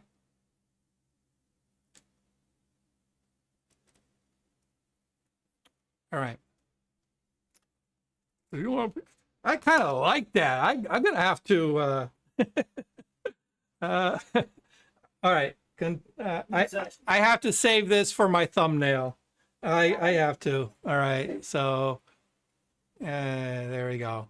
We'll save that one. Yeah. That's going on YouTube. Yeah, I have a question related to this. Yeah. And I don't know what it is, but as it turns out, I happened upon a flower show yesterday, I saw the photos you posted. They're awesome. and I didn't have my camera with me. I had my phone, so these are all JPEG. That's a camera. Well, I guess my question is, how much will I lose if I want to try this technique? Because the one thing about these flowers, they're really neat, but the way the setup is the background really sucks on all of them. You know, there's words and signs. Right. I was thinking of what kind of fast production way could I do something? Maybe just be, practicing these things we learned here tonight instead of a bird. Okay, so the biggest challenge with dodging and burning is a color shift. All right. If you push it too much, it tends to make the colors go wonky. All right. You start gaining saturation where you don't want saturation in the colors. All right. It's probably going to be a little bit more obvious with a JPEG because you're already constrained to begin with. All right. But if you're careful with the saturation, which can easily be controlled by just applying a saturation level, all right, you should be able to get very, very good results. All right. As far as separating the background, obviously, the better your selection, the better your overall effect is going to look. So make sure you get into all those, with flowers, it's very hard to do the auto select, the auto selection, because there's a lot of really sharp inner corners that you have to pay attention to. Okay. So just take your time building the mask and you should be good. Or building the selection, I should say. You should be good. Well, you were building the selection because I noticed that what I've been playing around a lot more lately with is Lightroom, and their object selector, subject selection. Yeah, is it's hit and pretty good miss. for what or if it's not quite right, it's easy to go in and add Yes. subtract pretty quickly. Yes. So, but when it does, what made me think I've been working there, but I thought, I haven't figured out how to completely blur this background beyond recognition. Yeah, and in Lightroom, it's very difficult because there is no blur effect. Right. You can work with the texture and sharpness and clarity, but those sliders are kind of a little on the strange side. It doesn't quite, yeah. Could you do like you would what he's trying to do, bring it into Photoshop and you would add the clouds in it, but use the background and put it in like you were adding clouds to a picture? Add clouds? Oh yeah. No, like you would put a different cloud in the picture. You would do the outline and take his background that he wants. Yep. Superimpose like you would add a cloud. The same procedure. Right? Yes. Like you would add a cloud, different cloud from each to a picture. Right? Yes. Do that particular operation, but in Photoshop. Yeah, it's basically the same principle. Basically the same principle. Yeah. Yeah. Actually, that's I guess what I was thinking about, that using Photoshop instead to select the subject of the flower, isolating that, and then like he just said, because bring in another something or rather to make a background.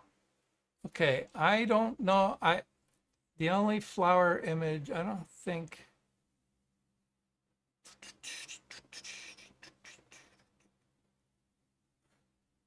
Well, let me try something here.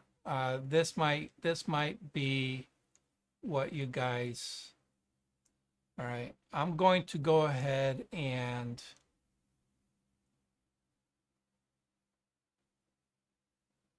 so I want that. Okay, I'm going to use this as an example. Okay. All right. So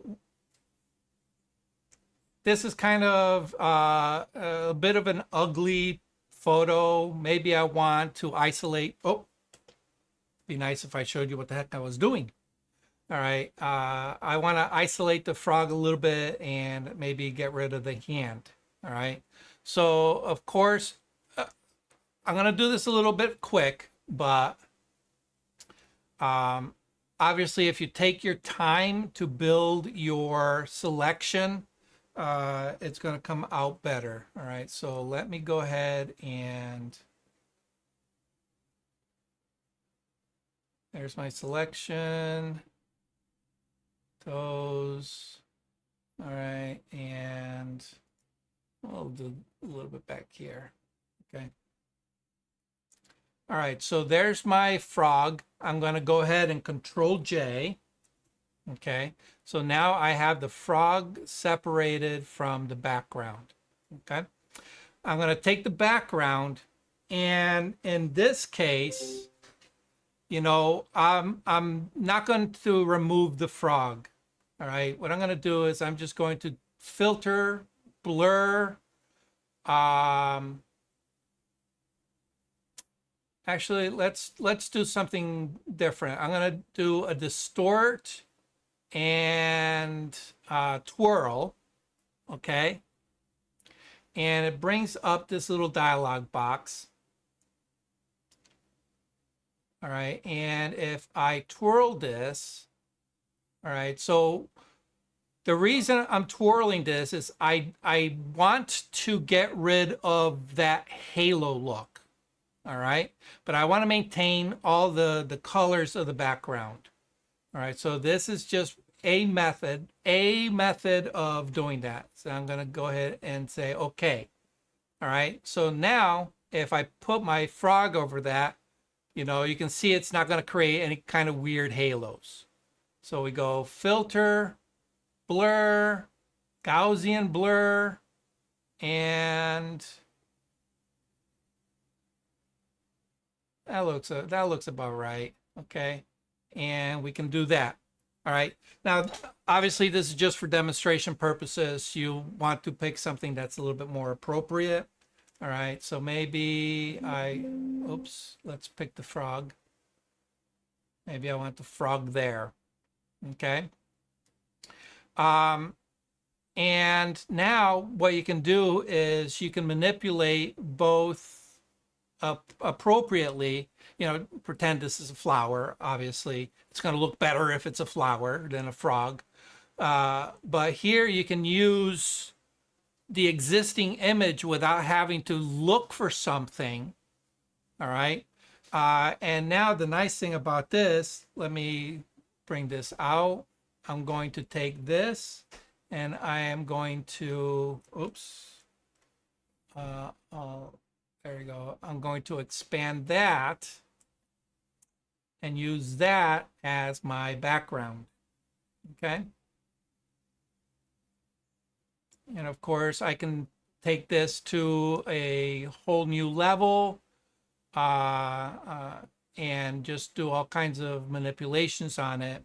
Okay, so what I'm going to do, blur. Okay, I'm just going to,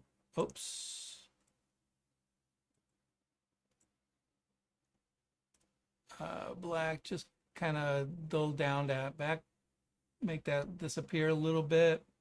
All right, and I'm going to create a new layer underneath there. I'm going to, let's try black. All right, and I'm going to go ahead and blur that, filter, blur, Gaussian blur. No, let's try filter, blur,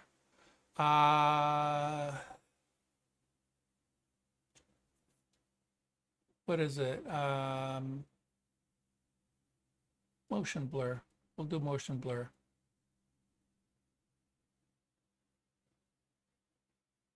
There we go. Okay. And we'll do multiply And we'll bring the opacity down, bring it back up. There we go. Okay. So you can work with the elements that are already there and just get a little creative with it, see where it goes. All right.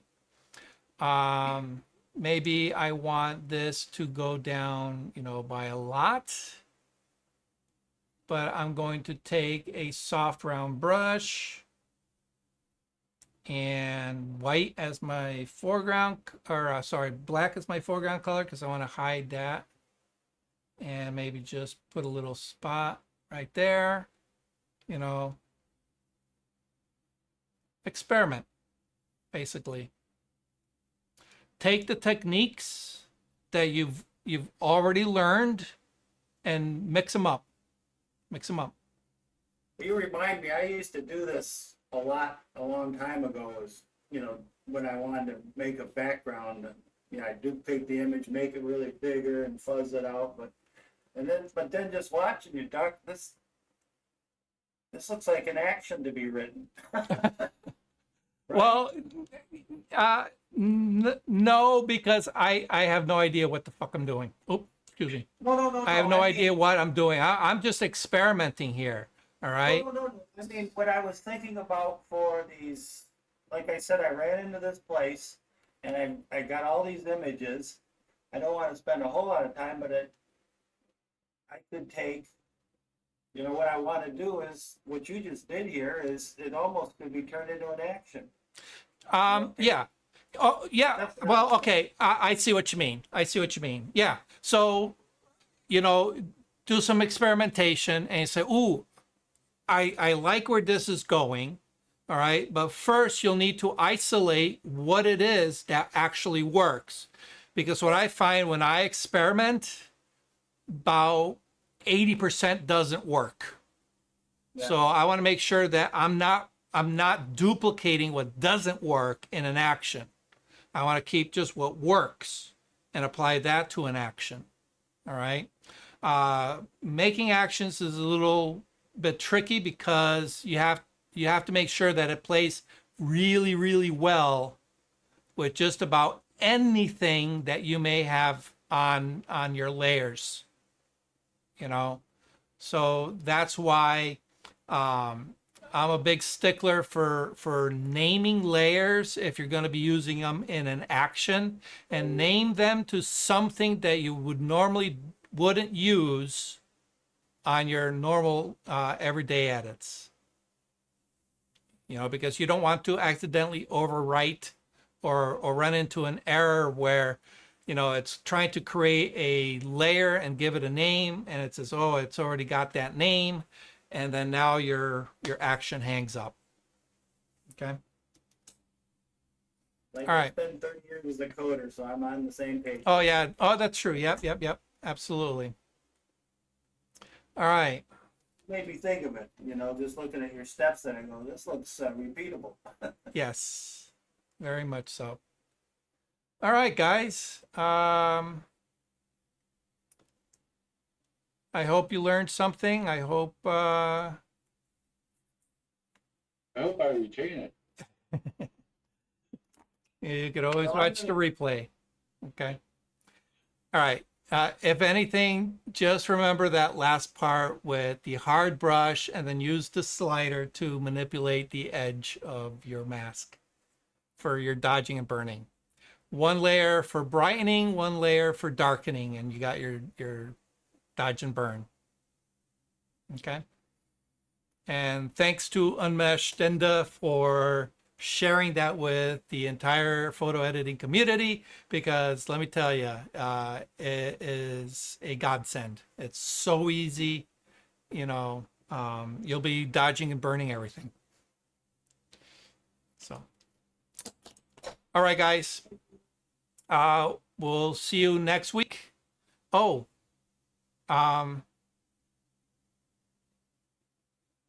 yeah, we'll see you next week. I want to introduce something new next week. I'll talk to you about it. See if there's any interest. But we'll take it from there. All right. Thank you once again for hanging out with me. We'll see you all next time. All right. And Janine left already. I was going to ask her what she thought, but oh well. Okay. Be good. Good night. Thank you for watching Learning Photography with Duck. Brought to you in association with Milford Photo, your local full-service camera store. Located in downtown Milford, Connecticut, Milford Photo offers you a personalized shopping experience. From the latest camera gear to printing and framing services. And, of course, educational workshops to teach you the finer aspects of photography. Don't forget to tell them Duck sent you.